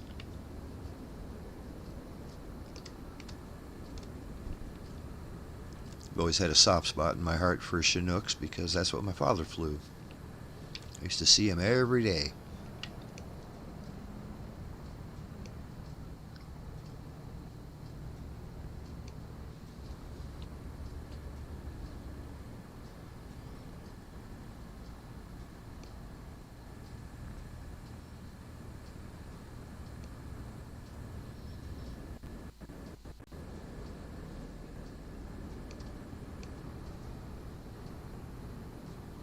Looks like I am 105 miles away.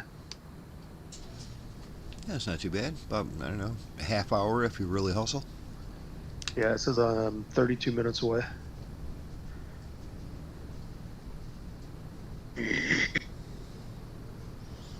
Like I said, we're probably going to spend 5 or 10 minutes just flying around town here.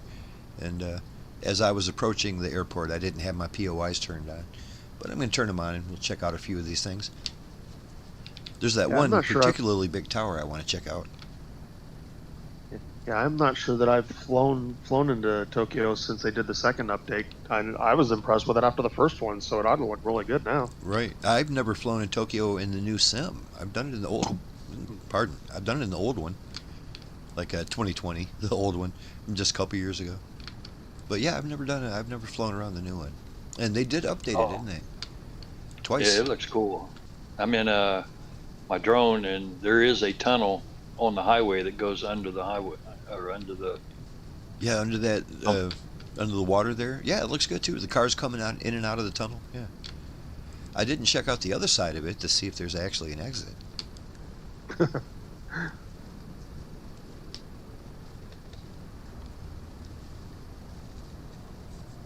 it just crashed again. I don't know what it is at this point. What in the world? Did you say that? I'm having a little trouble here and you're a little bit quiet, but I thought I heard you say something about it's an add-on that's causing you a problem? Yeah, when I checked the event viewer, it said an error with GSX to go out of, cause it to crash. Let me see what this one says. It is unfortunate because it's like I said, there's so much to the sim. It's kind of hard to figure out what it is sometimes. And then sometimes it'll just fix itself. Like next week, it won't be a problem at all. Sure, last week my computer kept crashing and getting the blue screen all the time. Oh, that I'm ain't like, good. oh man, that ain't good. And I found out it was software was causing it because I looked at the code it had on the bottom just as the blue screen appeared, and I had a program called IOBot and Advanced System Care, and somehow it got corrupted and it was Oh, causing my right. whole computer to crash. So when I finally got it up and stable, I uninstalled all it, and I haven't had a problem since. Well, that's good news. Yeah, you'd think if you buy a program that's supposed to clean the computer and take care of all that stuff, and it's an advanced called Advanced System Care, and You know, it took it care was of it. All causing the right. problem. Yeah. The blue screens are scary though too, man. You don't want that to keep Yeah, happening. yeah, I was concerned because I didn't know what was causing it, and I finally figured it out. So Yeah, there's no such thing as the blue screen of no big deal. That's why they call it the blue screen of death. Usually it's a bad symptom. yeah, yeah. But if that fixed it, Well, that's great news. yeah, I had two Advanced System Care, and one's called IOBot Software Update, and they're two programs that's supposed to go together. So I uninstalled them both, and no problems since then.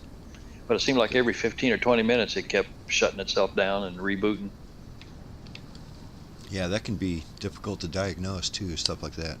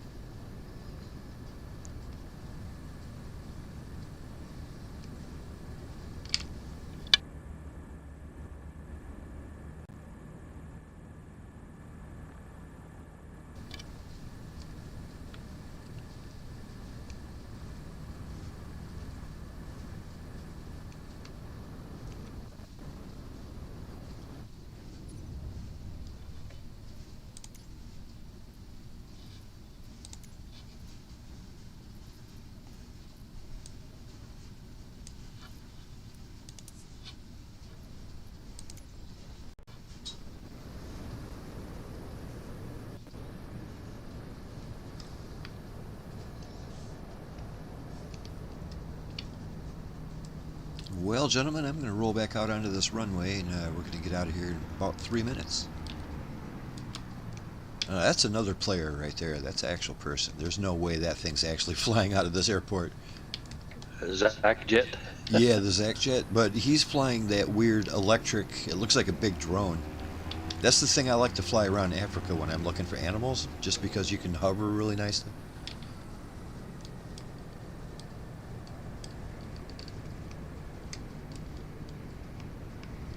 Alright guys, we're going to be out of here in 2 minutes.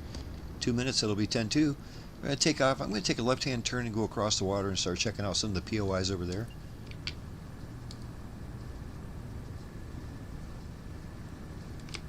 Then make my way around, and we'll be on our way to Fuji.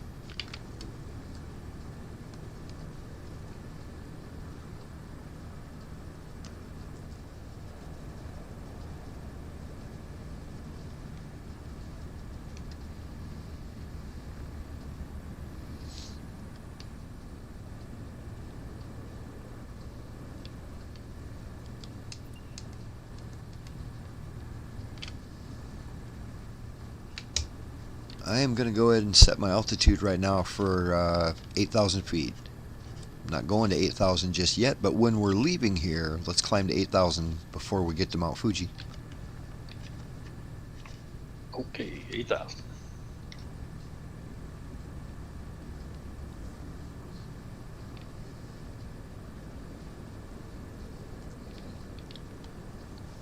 One minute, gentlemen. 1 minute. So I'm going to take a left-hand turn out of after I take off, and just start doing a left-hand circuit around the entire city here.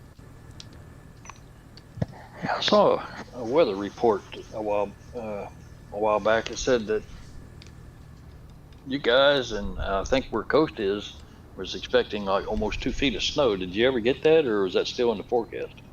We got a little bit of snow the night before Thanksgiving. I mean, not much, a couple inches. But I see in the future here, like the very immediate future, like maybe Monday, it looks like 2 solid days of nothing but snow. Like it's not going to stop. So maybe that's what they're talking about. It'll be just, yeah, Sunday or Monday. Okay. I see we got a POI right at the end of the runway here. I wonder what that is. It's kind of an interesting looking building I can see from here. It looks like, well, I don't know what it looks like. The hull of a ship or something. But anyway, let's go check it out. It's 10 to the hour. Let's get these birds in the air. Lazerbolt's rolling.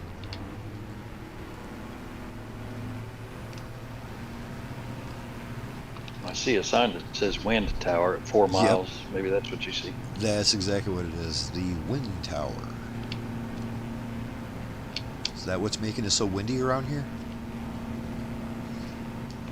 Possibly, yeah. I don't think the wind tower works like that. I'm going to take off and go to the right of the wind tower and then turn left and check her out.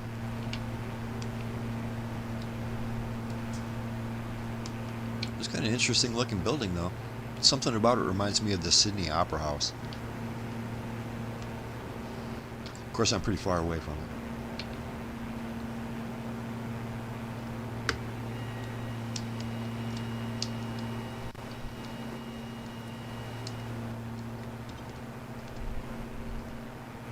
Well, that's like out in the middle of the water. Maybe just some kind of wind turbine, a really odd shaped wind turbine.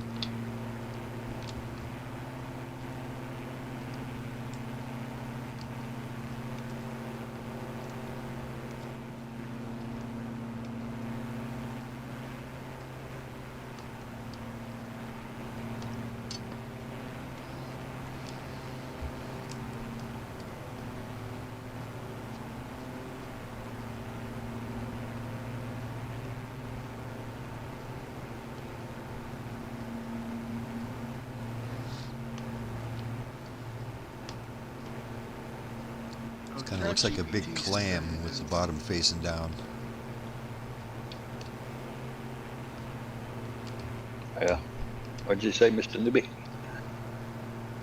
I put it to ChatGPT and it said maybe an issue with the WASM module with the Barrett.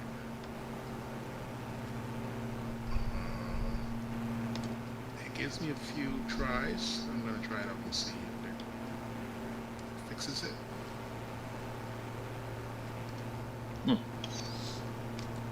I'd be interested to know if it works, whatever the solution is. I always like to hear the solution to something in case it comes up again next time, you know. Gotcha. That is an interesting looking building, isn't it? What's going on there? Sure is. I mean, I can't imagine how it would be good at catching the air. It almost looks like it's got solar panels on it. And if it's just like an office building or something, what the hell is it doing out here in the middle of the water? Looks like a big orange juice juicer. Yeah, there you go. Yeah, really weird.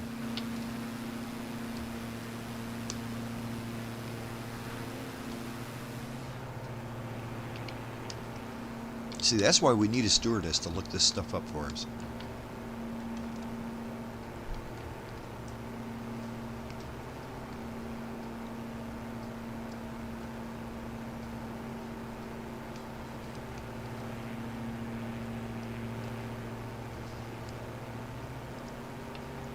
You see that big tall white tower in the distance? Let me check that out really quick. That's the tallest thing in the whole area.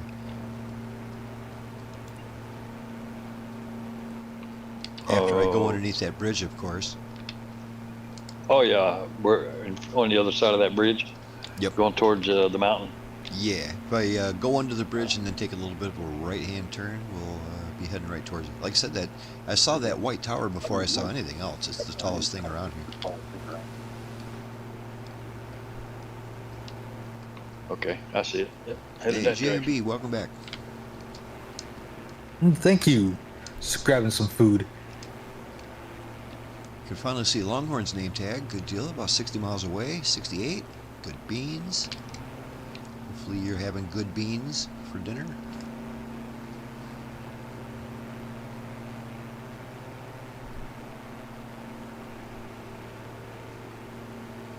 Well, Longhorn, when you get to Haneda Airport, you're got a nice bridge for you to go under, going toward the tower. Yeah, this is a nice one, huh? I'll take a look at it.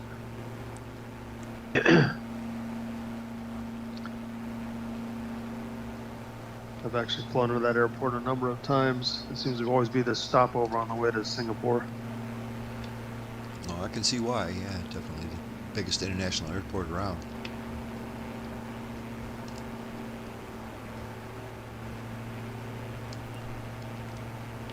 We've got the Symphony Classica, but it's a ship, not a building.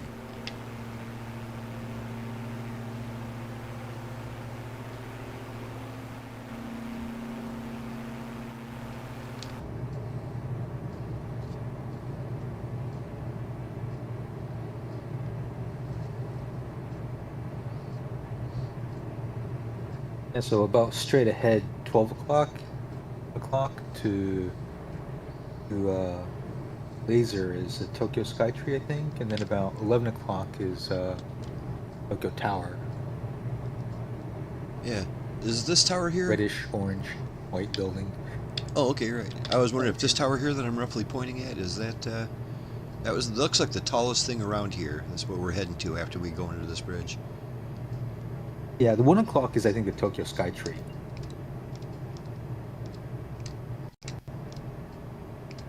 Of course, I can't get the name tag to pop in.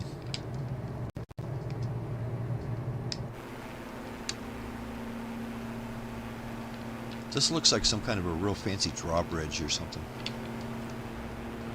Oh yeah, it's I think it's the bridge that connects. You know what? No, I'm not sure what that is. I don't go to this. I don't go to the. I think you're on the sort of east or northeast side of Tokyo. Mm-hmm. Or I'm sorry. Well, the east side of Tokyo anyway. I don't go to that area very often. I'm on the western end, northwestern end. So. They have got a doozy of a harbor here. Boy, oh boy.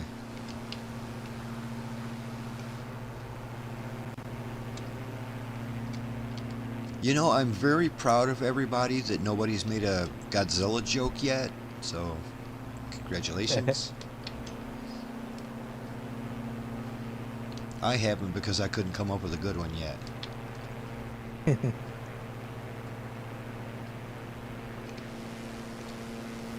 It's funny, if you look at the cars going through this, looks like part of a, I don't know, like an interchange system. The cars are falling off the top part and ending up on the bottom part. You can see them fall right through it. It's funny.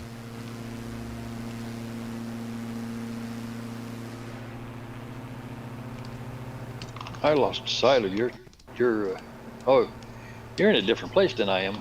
I went under a different bridge, I think, than you did. Oh, really? Yeah, I went underneath that bridge kind of on the way to that big old tower. It looks like a kind of a, I don't know, a drawbridge, kind of a Brooklyn bridge looking place. It's not a suspension bridge, but it has like the... I was on the Yokohama Bridge and Yokohama Tower, and there's a Ferris wheel or something over here, it looks like. Yeah, mine was called the Rainbow Bridge. Ah, that's why I couldn't see you anywhere. There you go. Now I'm heading to this place. Kind of looks like the Seattle Tower. This big, tall. It might even be like a media radio tower station or something. A broadcast tower of some kind. Most big cities have one.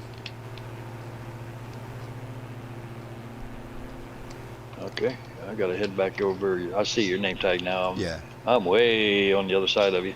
Oh, yeah, we were in different directions. Yeah, this is like JMB said. It's the Tokyo Skytree. Nice.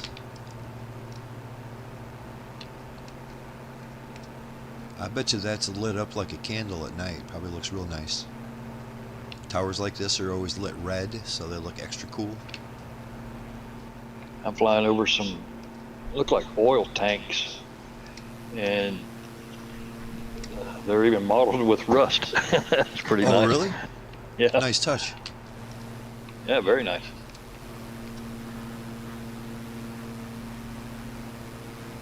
Cool tower. Pretty intricate.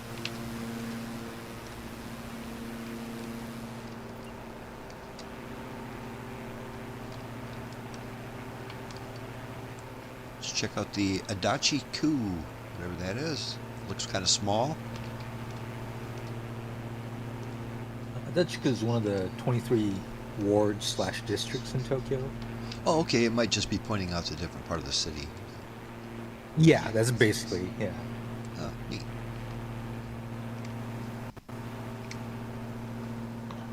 All the people on the other side of the river. There's a big train station down here.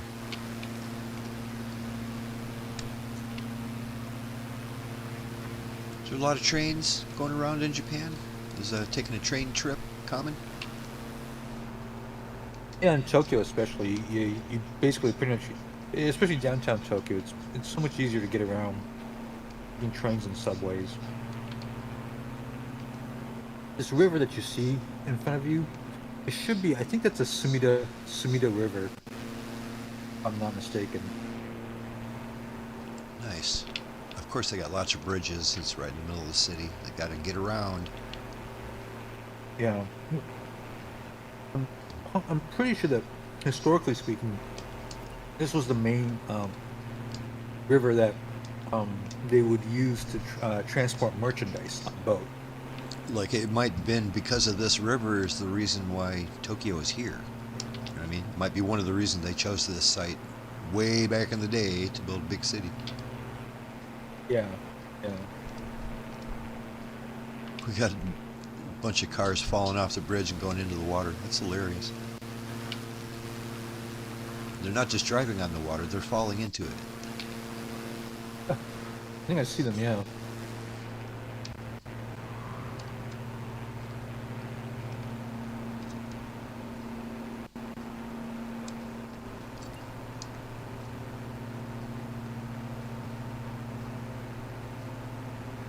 There's even a section around here, a town called Shinagawa, which literally means merchant river, or merchandise river. Oh, Merchant River.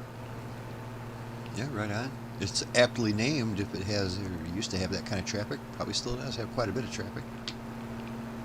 Yeah, it's a pretty big hub for activity. Oddly enough, it's also where one of the immigration offices are.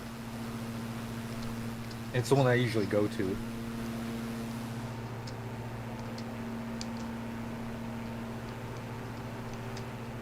See, let's go down, right downtown here and see what they got.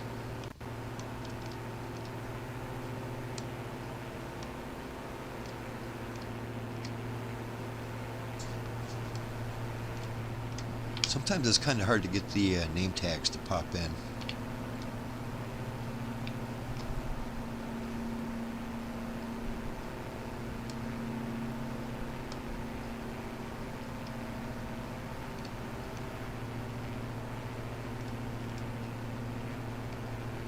Oh yeah, we got the sun kind of going down. By the time we get to Mount Fuji, this is going to look really nice. It's going to be beautiful evening colors. It already looks pretty nice. And we have all seen pictures of Tokyo at night. It's stunning. Yeah. Yep. Pretty. We got the National Gymnasium going on, the Yoyogi.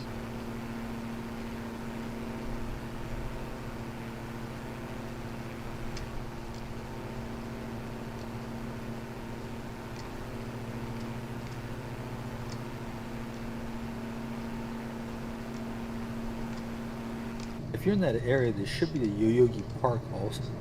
There'll be like a large green patch somewhere, which will be like next to another. It looks like a big, like a park kind of thing. Yeah. It'll almost be like, you know how like if you look at Central Park um, overhead, it'll be like this huge, massive like forest of like buildings, and then like right in the middle there's like a patch of green. I think I saw it. There was one of the buildings nearby was marked. I don't know I if it just was flew the over one that university. looks like a big temple with a green roof on it, in a almost looks like it's a little island. It's got water all the way around it, with a temple in Oh, the you middle. might be at the Imperial Palace. I tell you, some of Yeah, these it doesn't have a buildings name, downtown, but man. This is beautiful. High-tech looking place. Right next to Yogi Park is also the Meiji Shrine, Meiji Emperor. They're adjacent to each other, but from overhead it might look like one patch of green slash dirt.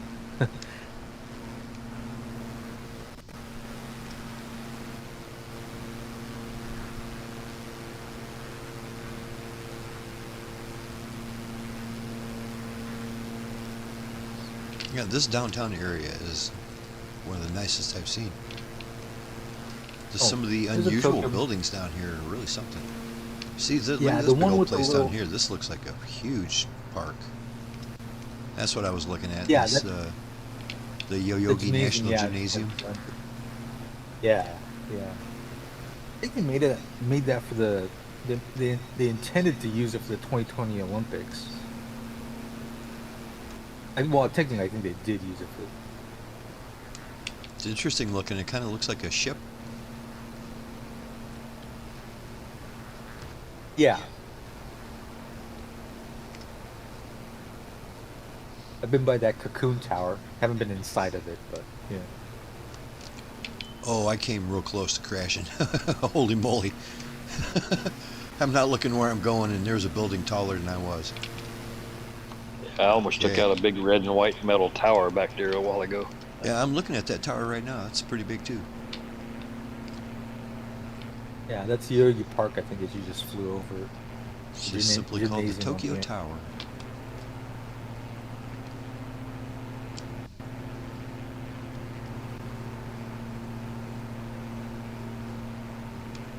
The National Diet Building. Let's go see how skinny it is.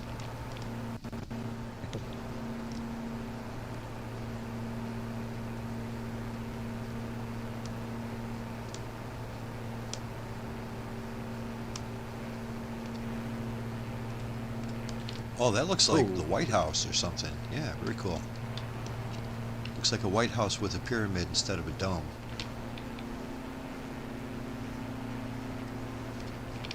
Groovy.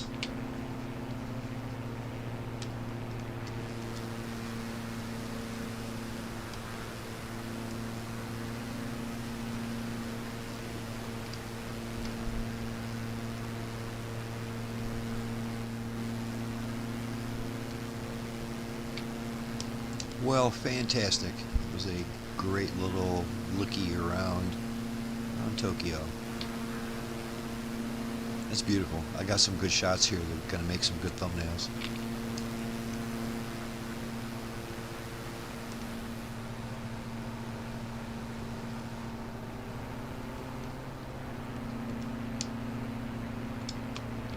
Alright guys, what do you say we get back on course here?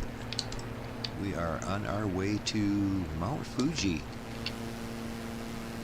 I can see it in the distance.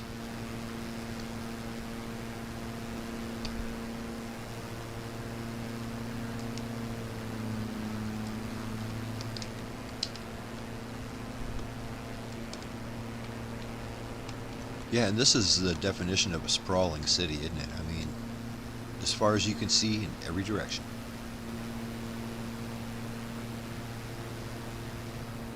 Yeah.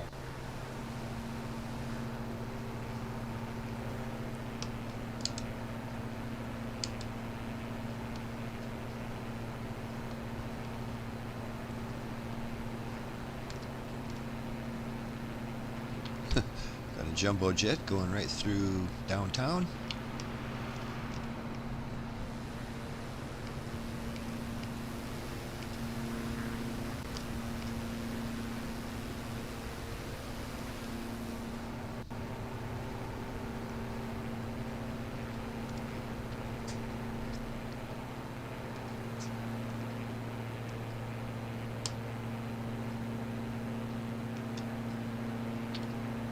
I'm happy I didn't have any hitches at all. My game didn't freeze. It didn't crash. Good beans. Yep. No stutters or nothing for me either. That's good.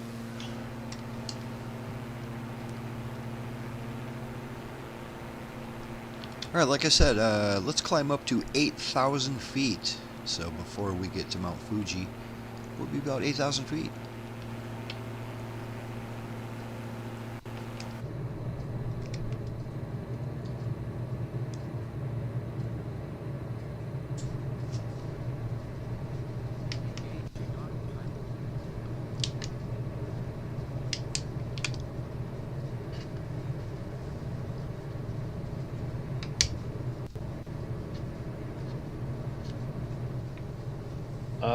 Longhorn, it shows you almost 16.5 miles behind us.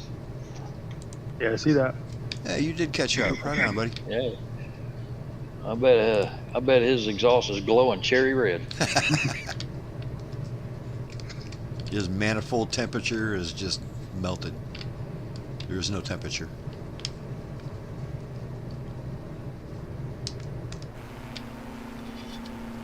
Yeah, I must have a headwind because I've dropped from like 207 down to 175. 207. Woo! Hit that thing buried.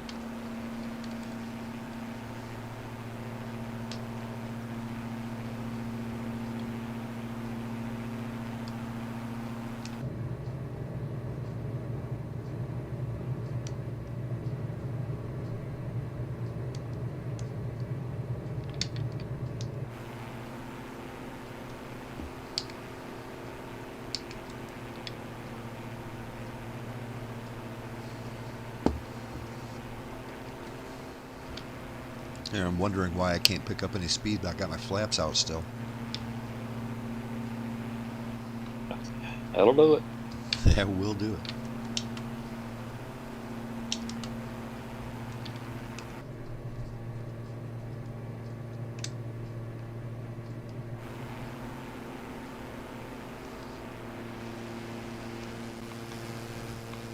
I can see I was just straight up above you. A few hundred feet above you or so. Hey, there you are. Hello. We're flying off into the sunset right now.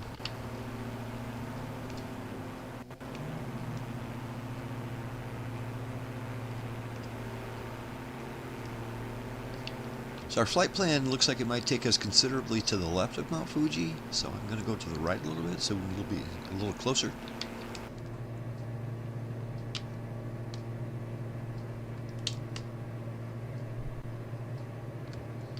So we're not going to be that far to the right of it, but yeah, a little bit.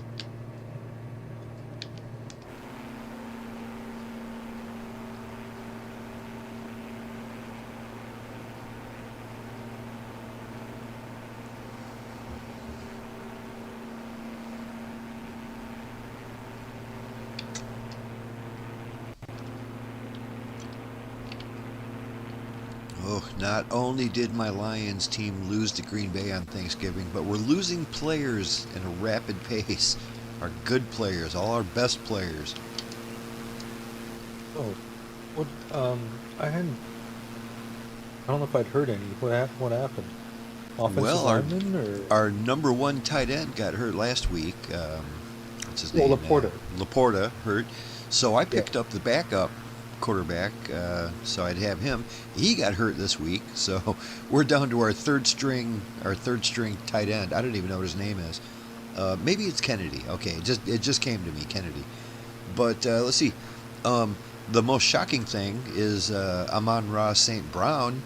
He busted his ankle. So yeah, he was out like the second play of the game. He got hurt and he was done. He didn't play the whole game. He's disappointing. That didn't help us win, you know. Of course, our defense is just destroyed. Our offensive line is destroyed.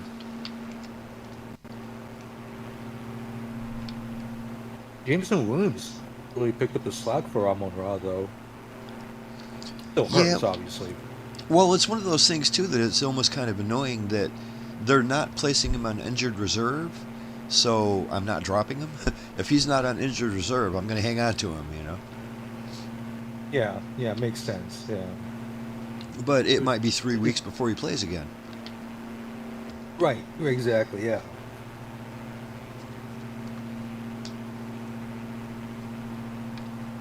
And that same thing with when I had when CD Lamb got injured earlier, Cowboys decided not to put him on injured reserve because they thought they were going to get him back sooner. And I guess he might have come back on that third or on that very fourth week, but I wasn't going to let go of him either. No. Because you know someone's going to snag him right up. I mean, it's CD Lamb. Yeah, yeah. Same thing with St. Brown. I'm never going to drop him. Unless he's on injured reserve, I'm not dropping him. Because somebody's going to snag him up immediately. Yeah, for sure. Oh, for sure, for sure. I do think it's a little bit funny. Don't tell Romo. But Romo had Laporta all season, all year. She picked him up. And I've been trying to get her to trade for him all season. Trying to get her to trade, and she wouldn't do it, and she wouldn't do it. I offered her outrageous amounts of players just to get him, you know, and she wouldn't trade him. And now he's hurt. Haha, you can keep him now. Yeah. Of course, the guy I picked up as his replacement's hurt too, so haha, back on me. Yeah. Yeah. And like, yeah, I would say Romo also, like, you know, Scadabo's completely out for the season, right? Yeah. And he's been out for the past like 4 weeks or something. He hasn't dropped him at all, even though like he's not. I don't think he's in a situation at all where like, oh, maybe he comes back in week 15 or 16, even 17 kind of a situation. I mean, he is gone, but she's kept him on the roster. Right. Well, I don't see her making too many roster changes anyway. She's pretty happy with what she's got. Yeah, that's true. And the fact that like I've been talking to Brady about this whole game, the weekends usually, that you know we're such a large league. You know, it's 16 owners. It is 15 large. slots. Yeah. Biggest one I've ever been in. Yeah, and so like, if she were to drop a player because you know they're hurt, right? Who would she be picking up? Right. Yeah, that's the whole problem. There's not enough players in the league to cover our 16 teams. It seems ridiculous because there's 32 teams in the league, but Yeah. there's not enough players in the league to cover all of our teams, you know, and give us all good players. Yeah, Somebody is going to that end was- up with an awesome team that's unbeatable. You know what I mean? That's what it Yeah. ends up being. And a number of people are going to have awesome teams that are unbeatable because there's no way to make your team any better. Yeah, I think that was like the sort of sort of critical flaw. I think is Yeah. the fact that like we wanted everybody to. But to be wanted everybody fair, to play. we knew that when it was going to be a 16-team league anyway, and we all said, let's do it anyway. And, I mean, I'm not complaining. I don't want a 10-team league. You know, a 16-team league is what we got, and it's cool. I'm not doing terrible, but I'm doing solidly middle of the road. I'm in the middle of the pack. You know, I ain't going to make the playoffs for sure. Which, by the way, our playoffs got to be happening here real soon. There's only 5 weeks left in the season. Yeah, it's week 15 will be the first round. Right, and it's like a 4 weeks playoff kind of thing, and that's coming right It'll now. be 3. It'll be 3? It'll be 15, 16, 17. Really? That's unusual. Well, the way we used to do it is there was 2 weeks of playoffs, and each playoff lasted 2 weeks. You know what I mean? You'd play the same guy for 2 weeks straight. Oh, I see. And But no, if we I only think got, the way that if our playoff system's only 3 weeks long, it's just a one-at-a-time thing, I guess. yeah, so like Steve set up so that the top 2 teams will get buys, and the bottom 4 teams will play each other.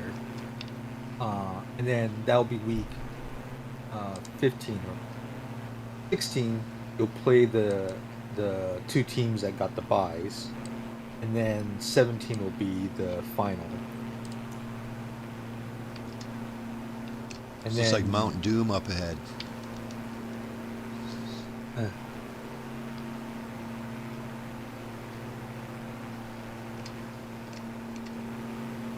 I saw you there for a second. In the Wayne. No, bottom. what happened? Oh, okay, Sorry. there you are. Go ahead. It must have been I a don't know. ghost.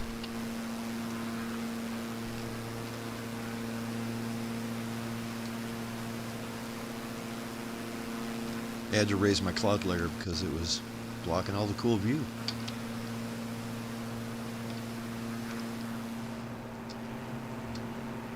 Yeah, I'm going to try to go just to the left of Mount Fuji as far as we can go, you know. Stay as close to it as we can. I wonder how tall it is. It's got to be 10,000 or more, 12,000. It's way taller than we are Okay. high right now, and I'm at 8,000.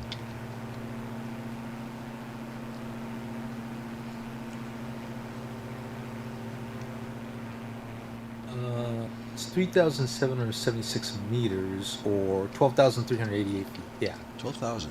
Right on.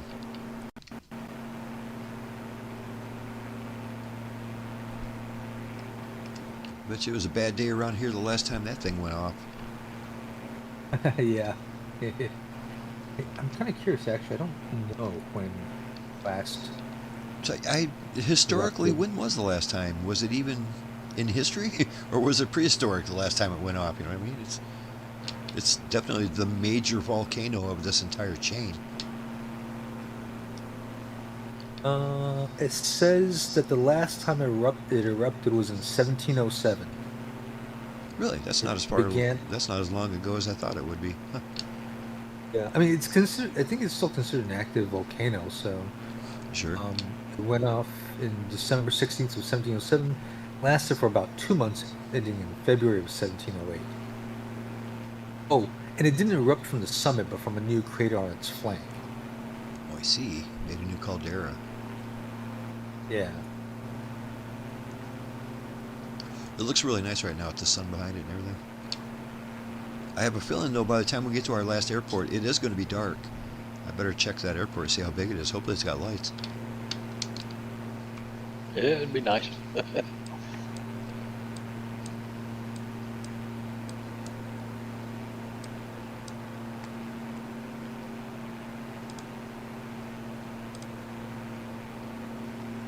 Yes, we're on our way to Hamamatsu Aero. It's not very encouraging.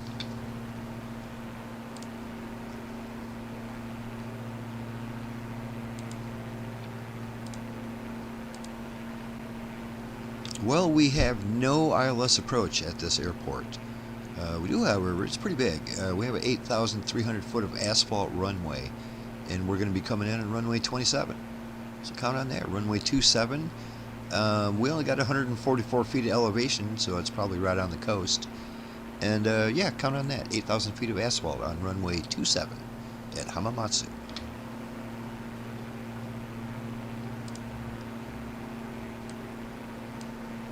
Runway 27 will be relatively straight in, a little bit to the north of straight in. Yeah, looks like it. About 87 miles.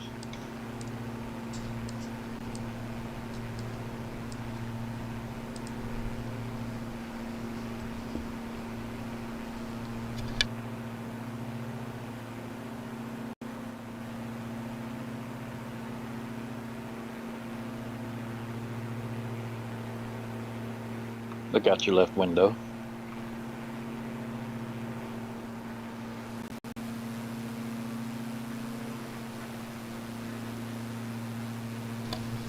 Oh, hello there. Right on. You can hand me a cup of tea. I probably could.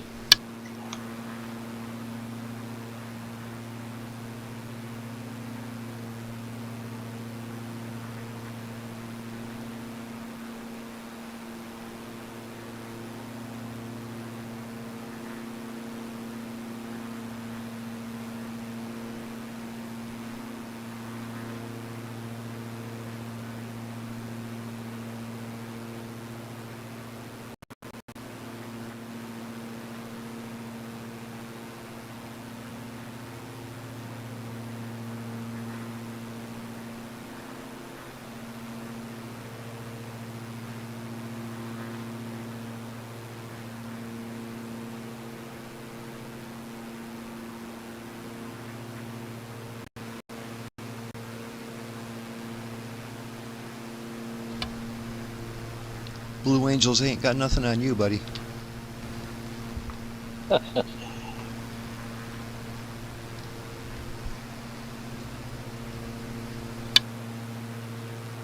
Just a drafting. Hey, you're just saving fuel.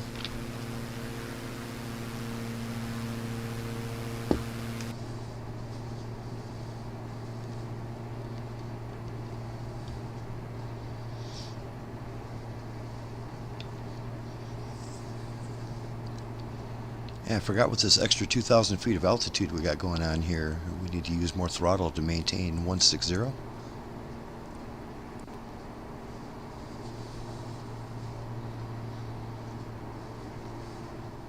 Okay, going to 160. Yeah, I just noticed I was only going about $140. Yeah, I saw that too.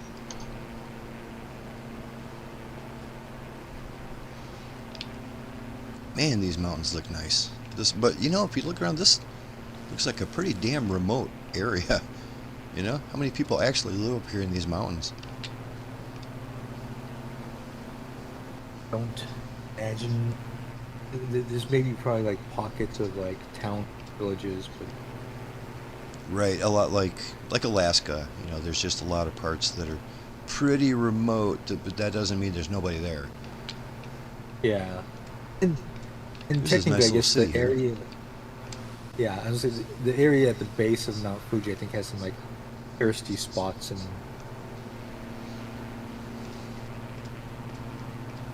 And that is an impressive looking mountain.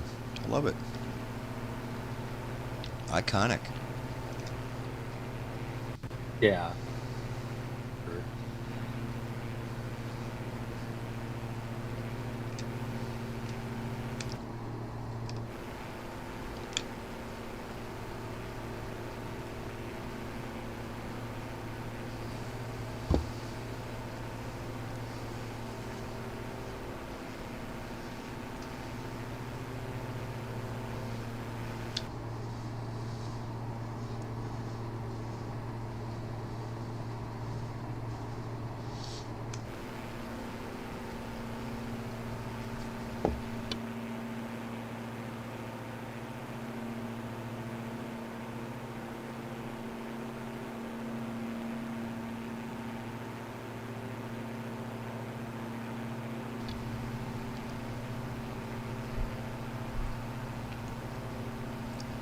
Yeah, I'm currently drinking the last of my eggnog. Trying to get rid of it. Oh, like before it goes bad, or? Nah, Thanksgiving's over. I'll buy more when Christmas rolls around. That's something I miss. Being able to go to the grocery store and just buy eggnog. You just don't have I love it. eggnog here. A lot of people hate it, but I love it.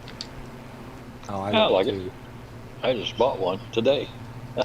Nice. Oh, nice. It's going to be on sale here next week. I think I just have to learn how to make, make my own eggnog. And I don't think it's very hard either. It just, No, only a few ingredients kind of a thing, you know. Yeah. I know you got to have nutmeg. Got to have that nutmeg. Well, yeah. Yeah.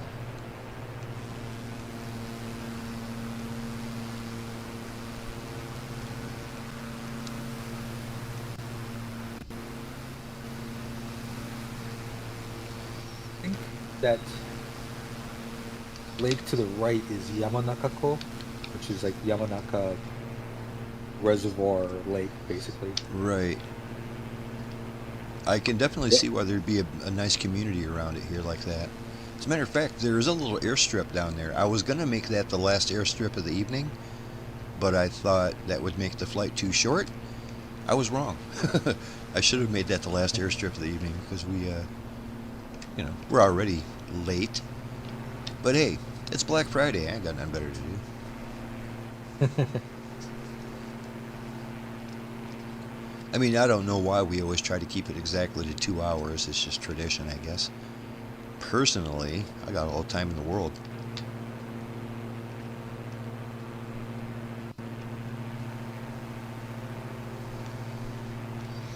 Yeah, get a good look at that though, boys. Look how beautiful that mountain is. I see a boat in the middle of that Yamanaka Lake. Did they build it there? Looks like just a regular small boat. Oh, okay. So I always love when they show a small body of water like that with a big tanker on it. It's like, well, how did that thing even get here? You know? Did somebody build that in their backyard? Can you imagine if you lived in this little city here, though? Like the view you'd have as the sun's going down behind Mount Fuji? Beautiful.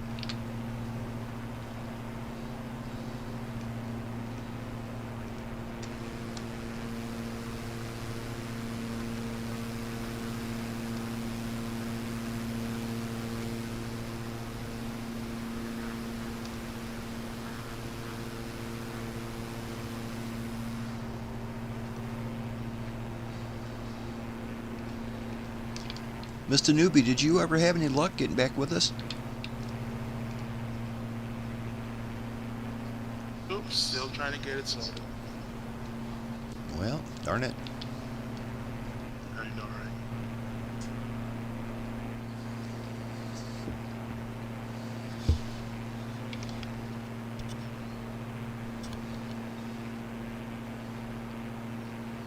I like how you can see the rivers and stuff coming down it. The water going into that lake. Yeah.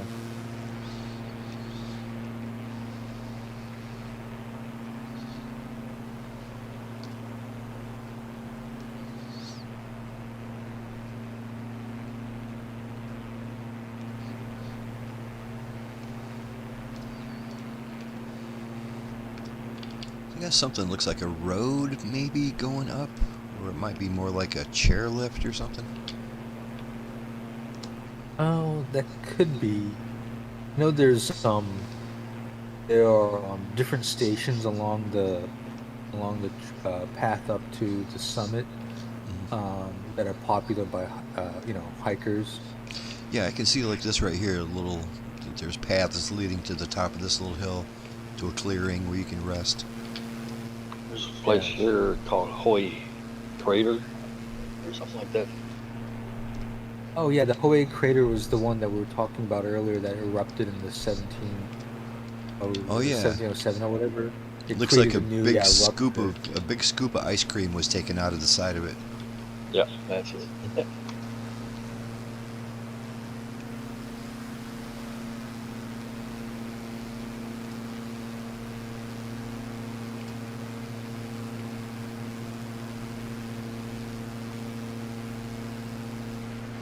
Oh, and here's a road going quite far up it.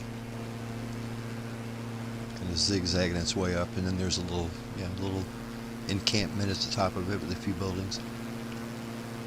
After that, it looks like it's getting pretty treacherous. They probably don't go too much higher than that unless you're mountain climbing. And I think it's only open from climbing season is only from like June to August or something like that. Right. If I'm looking at the very tip of it up there, there's a building right on top, right on the very tip. I'm seeing it. There's a structure up there, a big old white square structure. Maybe of some sort. kind of observatory or something, or just yeah, that's cool. It looks like they'd get a good view of the inside of the volcano from there.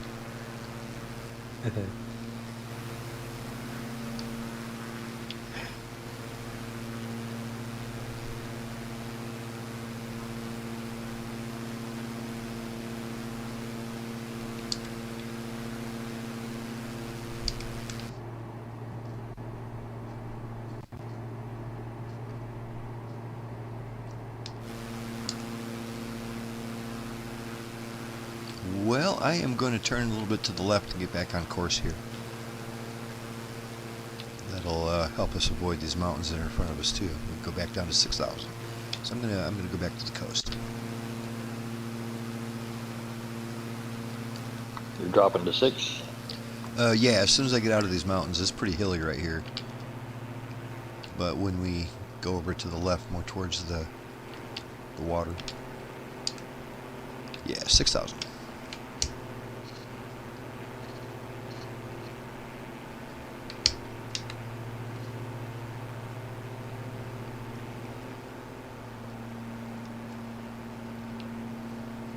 Another nice community here at the base.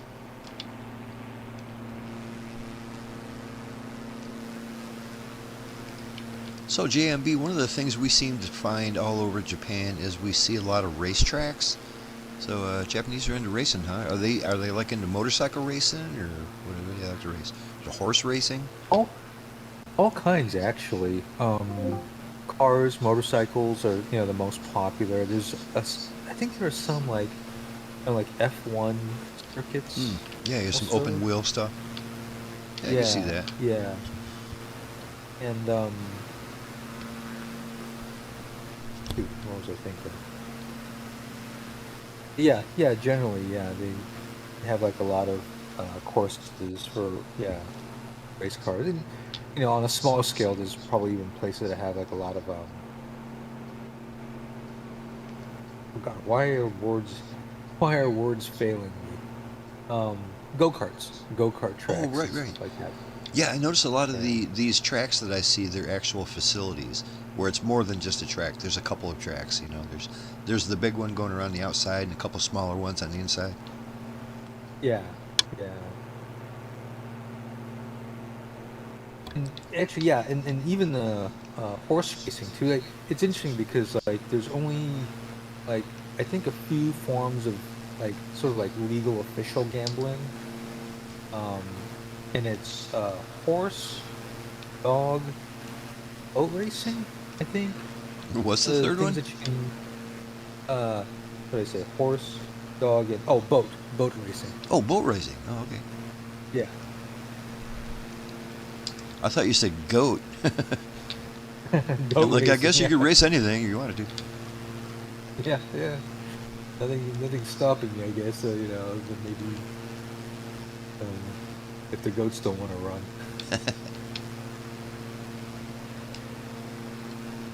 I see Cessna 210 back there climbing. Are you trying to go up inside that volcano?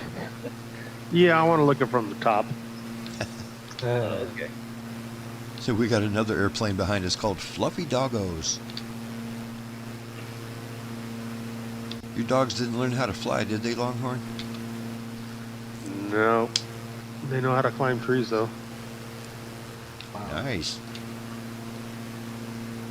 What kind of dogs, if you don't mind me asking? One's a Vizsla, and the other one is a little more than half Doberman. She's a Doberman mix that we rescued. Oh, sweet. Nice. Yeah, he showed us some pictures. They were cute. Yeah, I'm a sucker for dogs. Oh, I love dogs. And I don't hate cats, but nope, give me a dog. Got to liking cats a lot more when I had a roommate who had a cat, and he was a sweet guy. He was a sweet guy.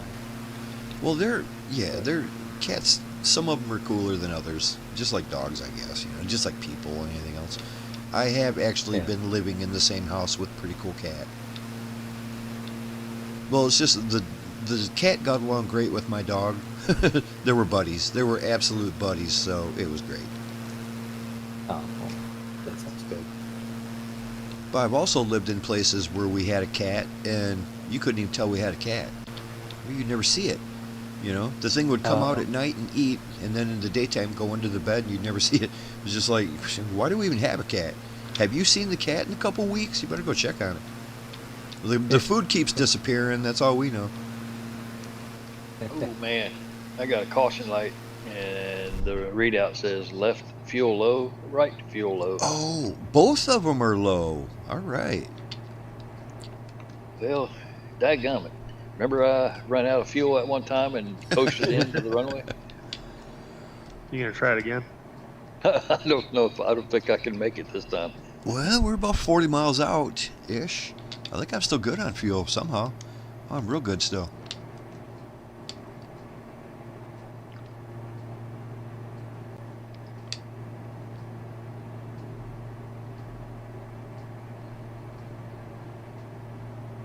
Not super good. I'm down to about, I don't know if it's gallons or pounds or percent, but I'm down to about 5. Well, then your fuel low level light should be coming on, because I'm just just below that 5. It's still showing in the green. I'm not all the way down in the red yet, so I think I'll be all right. Yeah, I'm still in the green. Yeah, Not I by saw much. this caution light on the my left glass panel, and then after that caution light lit up, then the low fuel lights came on. I think I might just barely be able to make it. Well, you know what it is? That whole first leg, I had a strong tailwind, so I was saving fuel, and you guys were not. We'll see when we get there. I think we'll be fine. It's 40 miles or so. We're good. Okay, when I'm sitting in the field somewhere, y'all come back and get me. We'll just come look for the smoke. Got a bag of chips. I guess I'll be all right for a little while. Yeah, that's all you really need. Bag of chips.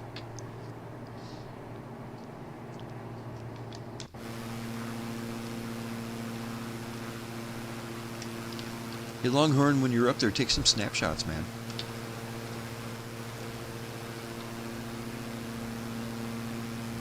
Have to go out of VR to do that unless you want to see two views. It's a pretty deep crater. There's like buildings all around the entire perimeter of the crater. Oh, is there? Yeah, I only saw the one, but yeah, cool. What if there's like some scientific stuff going on up there, and I don't know, maybe a fancy restaurant? Who knows? I know when we were in, what's that place? Queensland, not Australia, but New Zealand. They had stuff like that on the top of the biggest, tallest mountains. They always had some kind of a resort.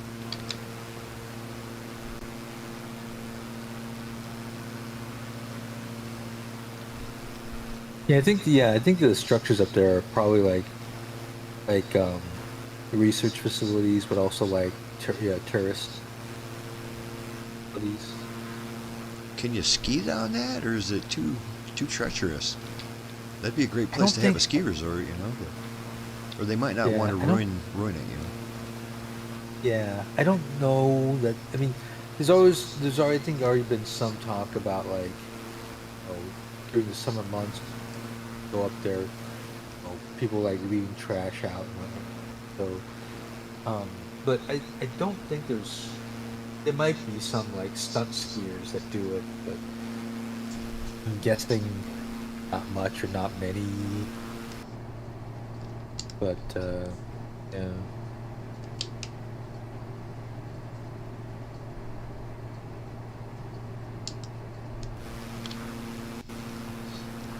This is just beautiful with the sun going down. Got some great colors. The coastline, it's awesome.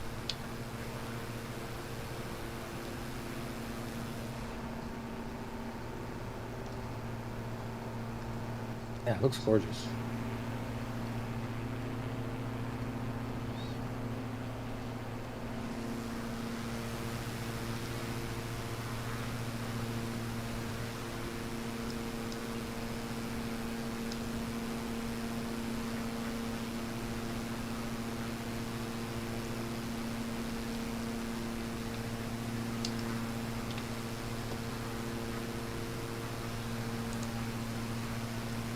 Just a quick reminder, there is no ILS approach at this airport, but we are landing runway 27.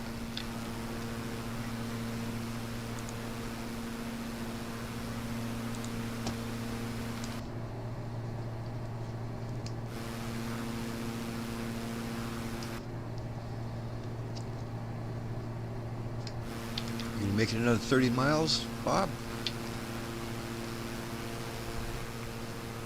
Well, I'm not sure. We'll find out. Do or die, man. We'll find out. I'll pick you up on the way if I see you walking around down there. That'd be great. You know, now that would be kind of cool if you could get out of your airplane and get in somebody else's. That would be neat. Well, it would, wouldn't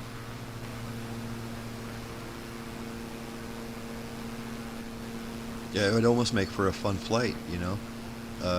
One of us go up into the Alaskan wilderness and crash on purpose, and then just kind of wander around, waiting for the rescue squad to come get you. Yeah, Yeah, a little rescue mission there. Huh? Mhm. That'd be good. Be good.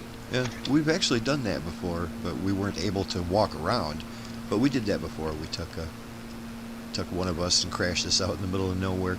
We were recreating an actual historical event, and it was fun. And it was shockingly hard to find somebody. It was. I just thought, we'll find him right away. We know where he is. We know the general area. It was amazingly hard to find where we were looking for it. It was so difficult. Search and rescue is so difficult. I mean, you think you could spot a plane crash, Nope. Not unless it's on fire.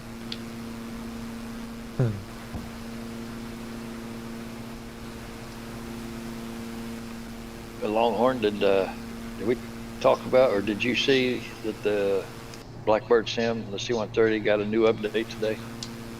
Yeah, Okay. yeah, that one, and then the B-17 for Microsoft, both of them. I got the Blackbird email today, and B-17 email I think I got 2 days ago.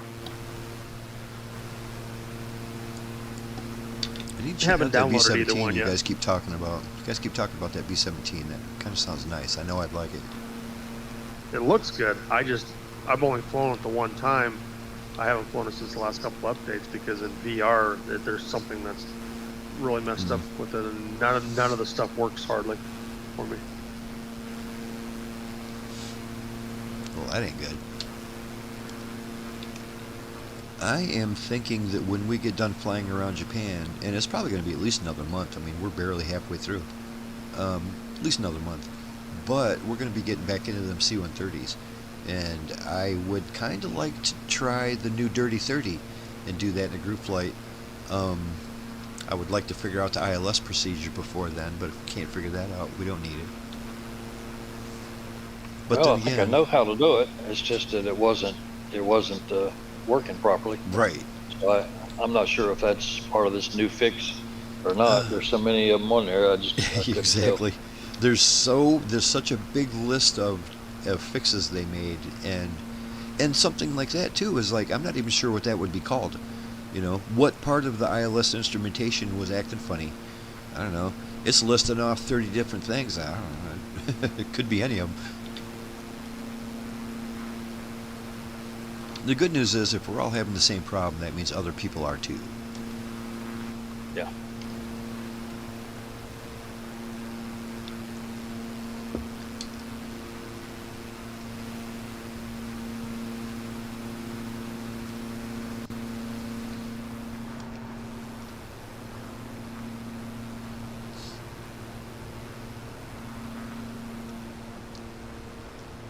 There's an interesting riverbed going on down here.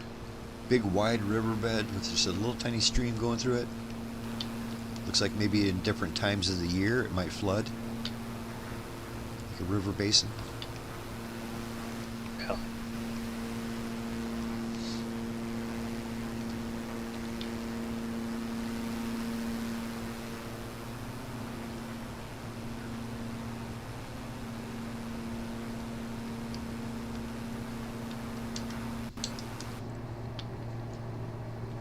Alright guys, we're 19 out. Keep your eyes peeled. Shouldn't be too hard to find this runway. It's relatively big.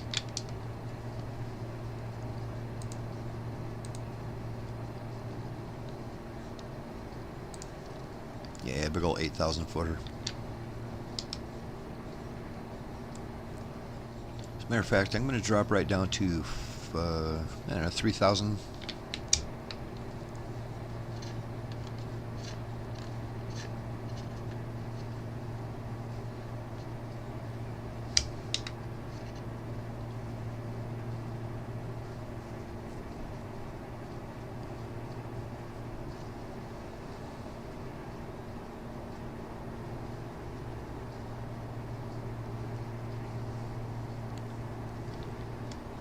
Well, I gotta say, JMB, it was an absolute pleasure having you with us tonight. This is great, having somebody that knows the lay of the land around here and give us a little heads up on Japan and Tokyo. Yeah, thanks a lot for having me. It was a ton of fun. You're always welcome, man. Always welcome to join us. Like I said, we're going to be in Japan for another few weeks at least. I feel like tonight Okay. we must have been real close to your house, like you said, within 10 miles or closer. Yeah, yeah. You guys probably flew within like just a couple miles of where I am. Yeah, like when we were on our final approach to Tokyo International, we probably went right over your house because that was just to the northwest. Yeah, yeah.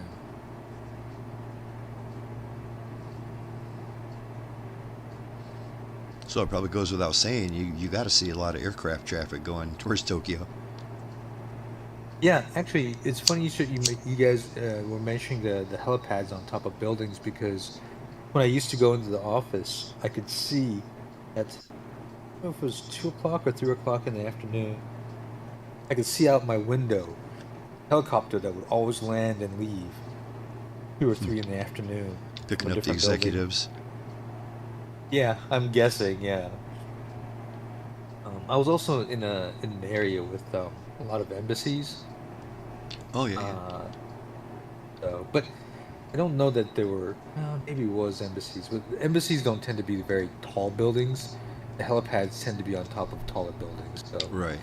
But boy, there was a whole bunch of them. I mean, I'm not talking like sparsely, just like every tall building had one. yeah. Yeah. Hey, Bob, I'm finally getting that fuel warning. It just popped up for me, but I think I'll be good. How are you doing? Engines are still running, so I think I might be high enough to have a good glide ratio. Oh, I'm sure I'll be fine, but yeah, we'll keep an eye open for you. It's funny, they both went low at the same time. I don't know if that's funny or not, but I figured this would be a little bit like that. Is it the Bonanza where you have to keep switching tanks because it doesn't do it automatically? I think so. This one must draw from both tanks equally. On the Bonanza, Yeah. it only does one or the other.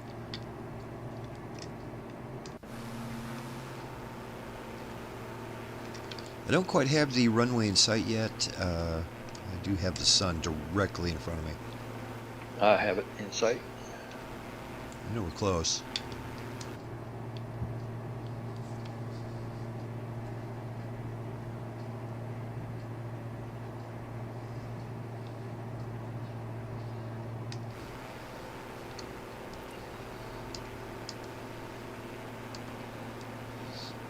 So my theory is if I speed up a little bit, at least I'll have a running start if I do run out of gas, right? That's good logic.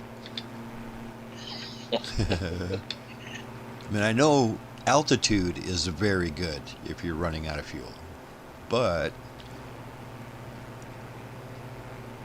how much The altitude faster I you need? push the pedal to the metal, the Right. faster I'm going to burn my fuel, right? That's it. Climbing takes a lot of fuel.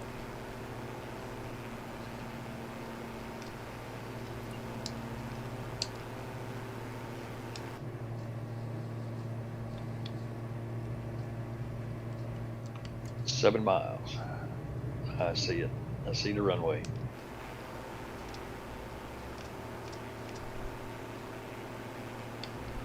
Yep, I'll let you go ahead. We'll, give me a good view of the fireball. Well, there won't be much of a fire. You don't have much fuel. A lot of sparks. Yeah, that does sound pretty good. Sparks? No, fireball. Oh, that does sound good. Bet you that'd go real good in a shot of eggnog.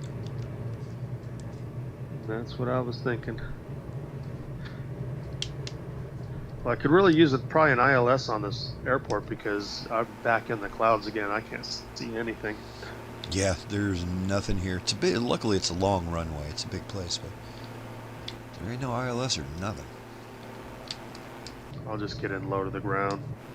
Let's see if I can get under these clouds, but they look like they're hovering the hills and mountains and stuff. Yeah, and it's pretty damn mountainous all the way to the coast. Yeah, I'm still at 6,000 feet.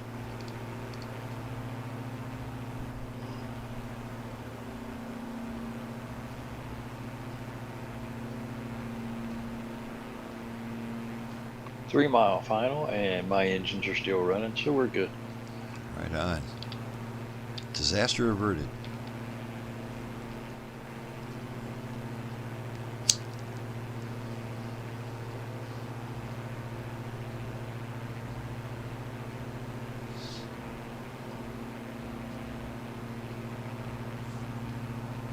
It's funny you guys are landing there because I've actually been there. Hamamatsu also. This your town, huh? No. My dad has a friend that lives there, so we visited her and her family for I think it was New Year's something. It must have been like during the summer because there was fireworks. Oh, that's cool. I want to say she works at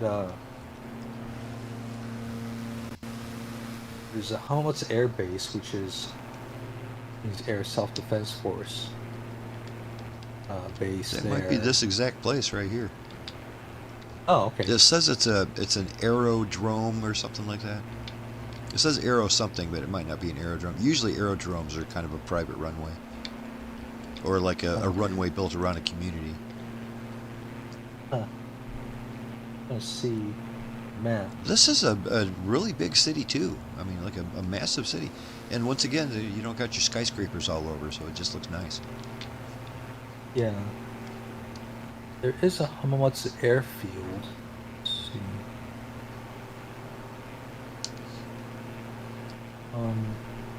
Yeah, it would be RJNH, November Hotel.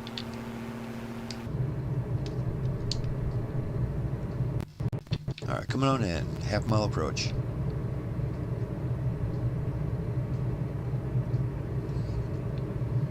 Oh, I guess that is the JSDF, JASDF, airbase airfield.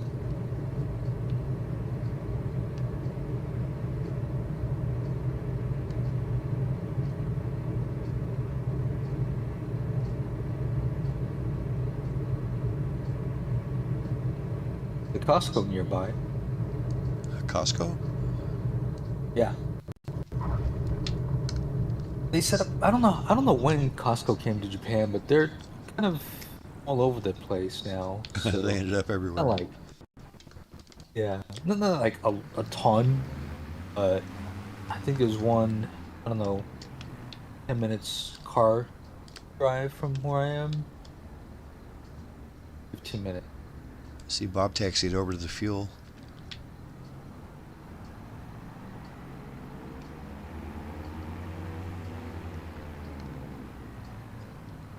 Yeah, there's not a whole lot here at this airport, but it's pretty cool.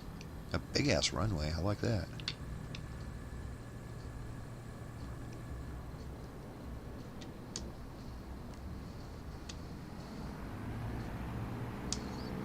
This freeway looks like they laid it over the top of another freeway. It's like a double-decker type freeway. Does it look like it's supposed to be that way, or maybe it's a glitch? I can't tell. I'm too high up. So like maybe when they redid this area, they just kind of put some stuff on top of other stuff. Didn't fix it properly. My fuel gauge is reading right about, it probably were 2 gallons. You're lucky you had enough to taxi over here. Yep.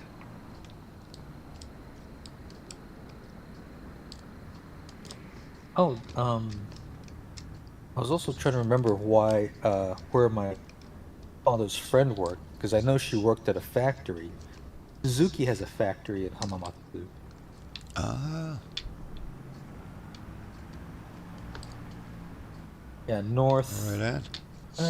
northeast of the runway. They're kind of a big deal for sure. Yeah, probably about 3-4 miles northeast of the airbase.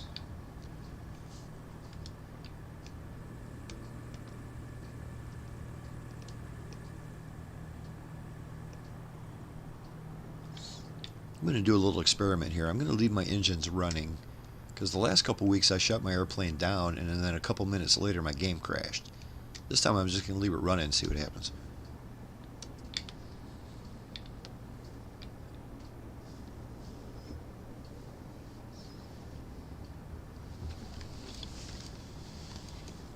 Okay, I'm going to sneak over there and siphon some gas out of yours. I got plenty.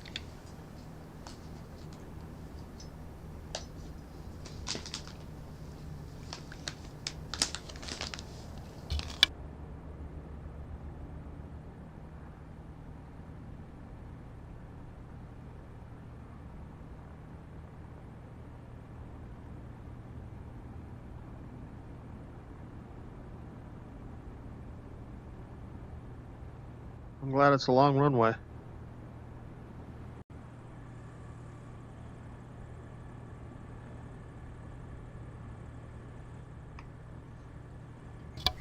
Pay no attention to the man under the wing. Hey, get out of here with that siphon hose. You Longhorn, you coming in a little hot or what? I'm running 220 knots. That's pretty hot. Oh shoot, I should probably put my gear down though. I wonder if my wheels are gonna get ripped off if I try to deploy them right now. They might rip off as soon as you hit the ground. Alright. Why am I seeing Longhorn in a balloon? For What? real? I am seeing him in a big red balloon, just like the one that was going across the runway down there. at That Haneda. is hilarious. Nope, I'm flying my Cessna C, or yeah, the 210. Oh, I know, I believe you, but I'm seeing you in a big old red balloon. You know, I got the weirdest thing. For me, it says you're in a King Air C90. That's not even close. No. Plus, it looks like you're in an airplane, so that's cool. No At big least red I'm not in a balloons. balloon. Yeah, back at that airport, we saw a guy in a balloon. It was weird.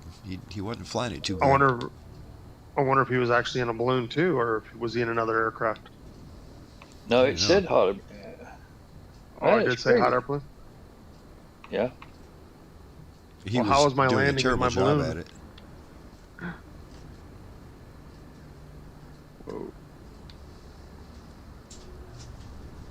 Well, it was better than the guy I saw at Haneda Airport because he was dragging across the runway and then he was down in the ocean and back in the air and down in the ocean.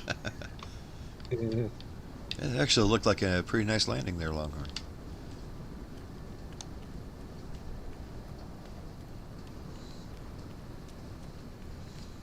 Boy, Bob's over here taking all my fuel, not just a little of it.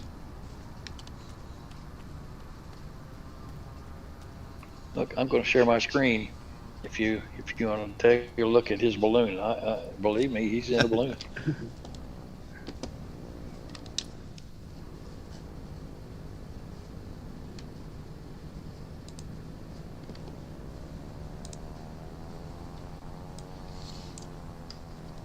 No, it's funny. You can even see him in the balloon. That is pretty Yeah. funny.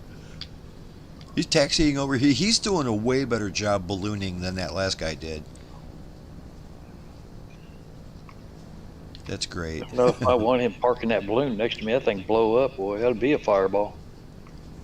Yeah, take some of his gas. It's probably not the same gas, though. He's probably using, like, kerosene or something. Oh, the humanity, the humanity. Too soon.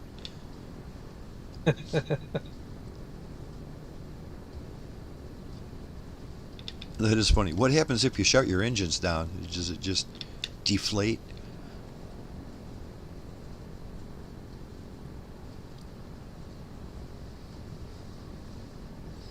And I think there's got to be some heat retention, you know, the point where it slowly maybe descends because you.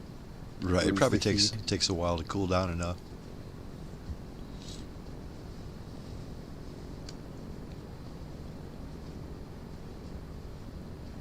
That's the first time I've ever been that close to a balloon. Hello, Longhorn's just chilling. That's kind of funny.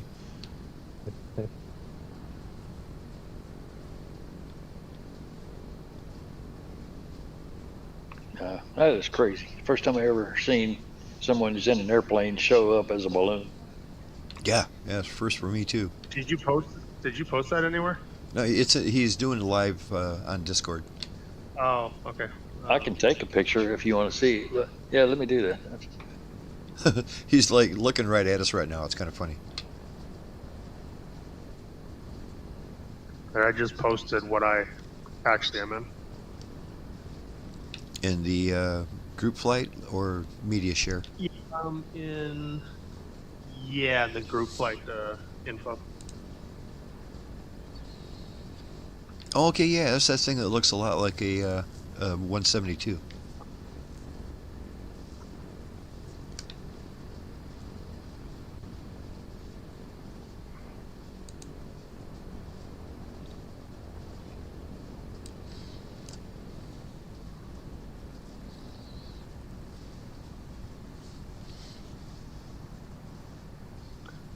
Well, I didn't have any icing issues. No, I had some bugs though. A lot of bugs on the windshield. Like a lot of bugs on my windshield. Yeah, this plane it gets bugs, but it's not as bad as some of them other ones that we've flown that you just can't keep the bugs off of them.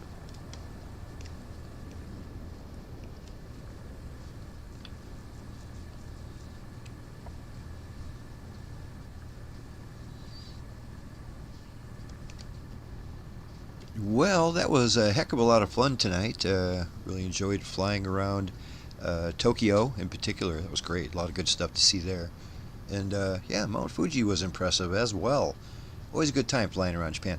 I'd like to thank my buddy JMB for showing us around Japan a little bit and giving us a little tour. That was fun. I liked having him around telling us what's happening. So appreciate that, buddy. Thanks a lot. And yeah, we're going to go ahead and call it a stream. Everybody, like and subscribe to the video if you want. If you would like to join us, please do. I always include the information in the description of the YouTube video, and you can find it all there. And we'll see you guys next Friday. Have a good weekend, everybody.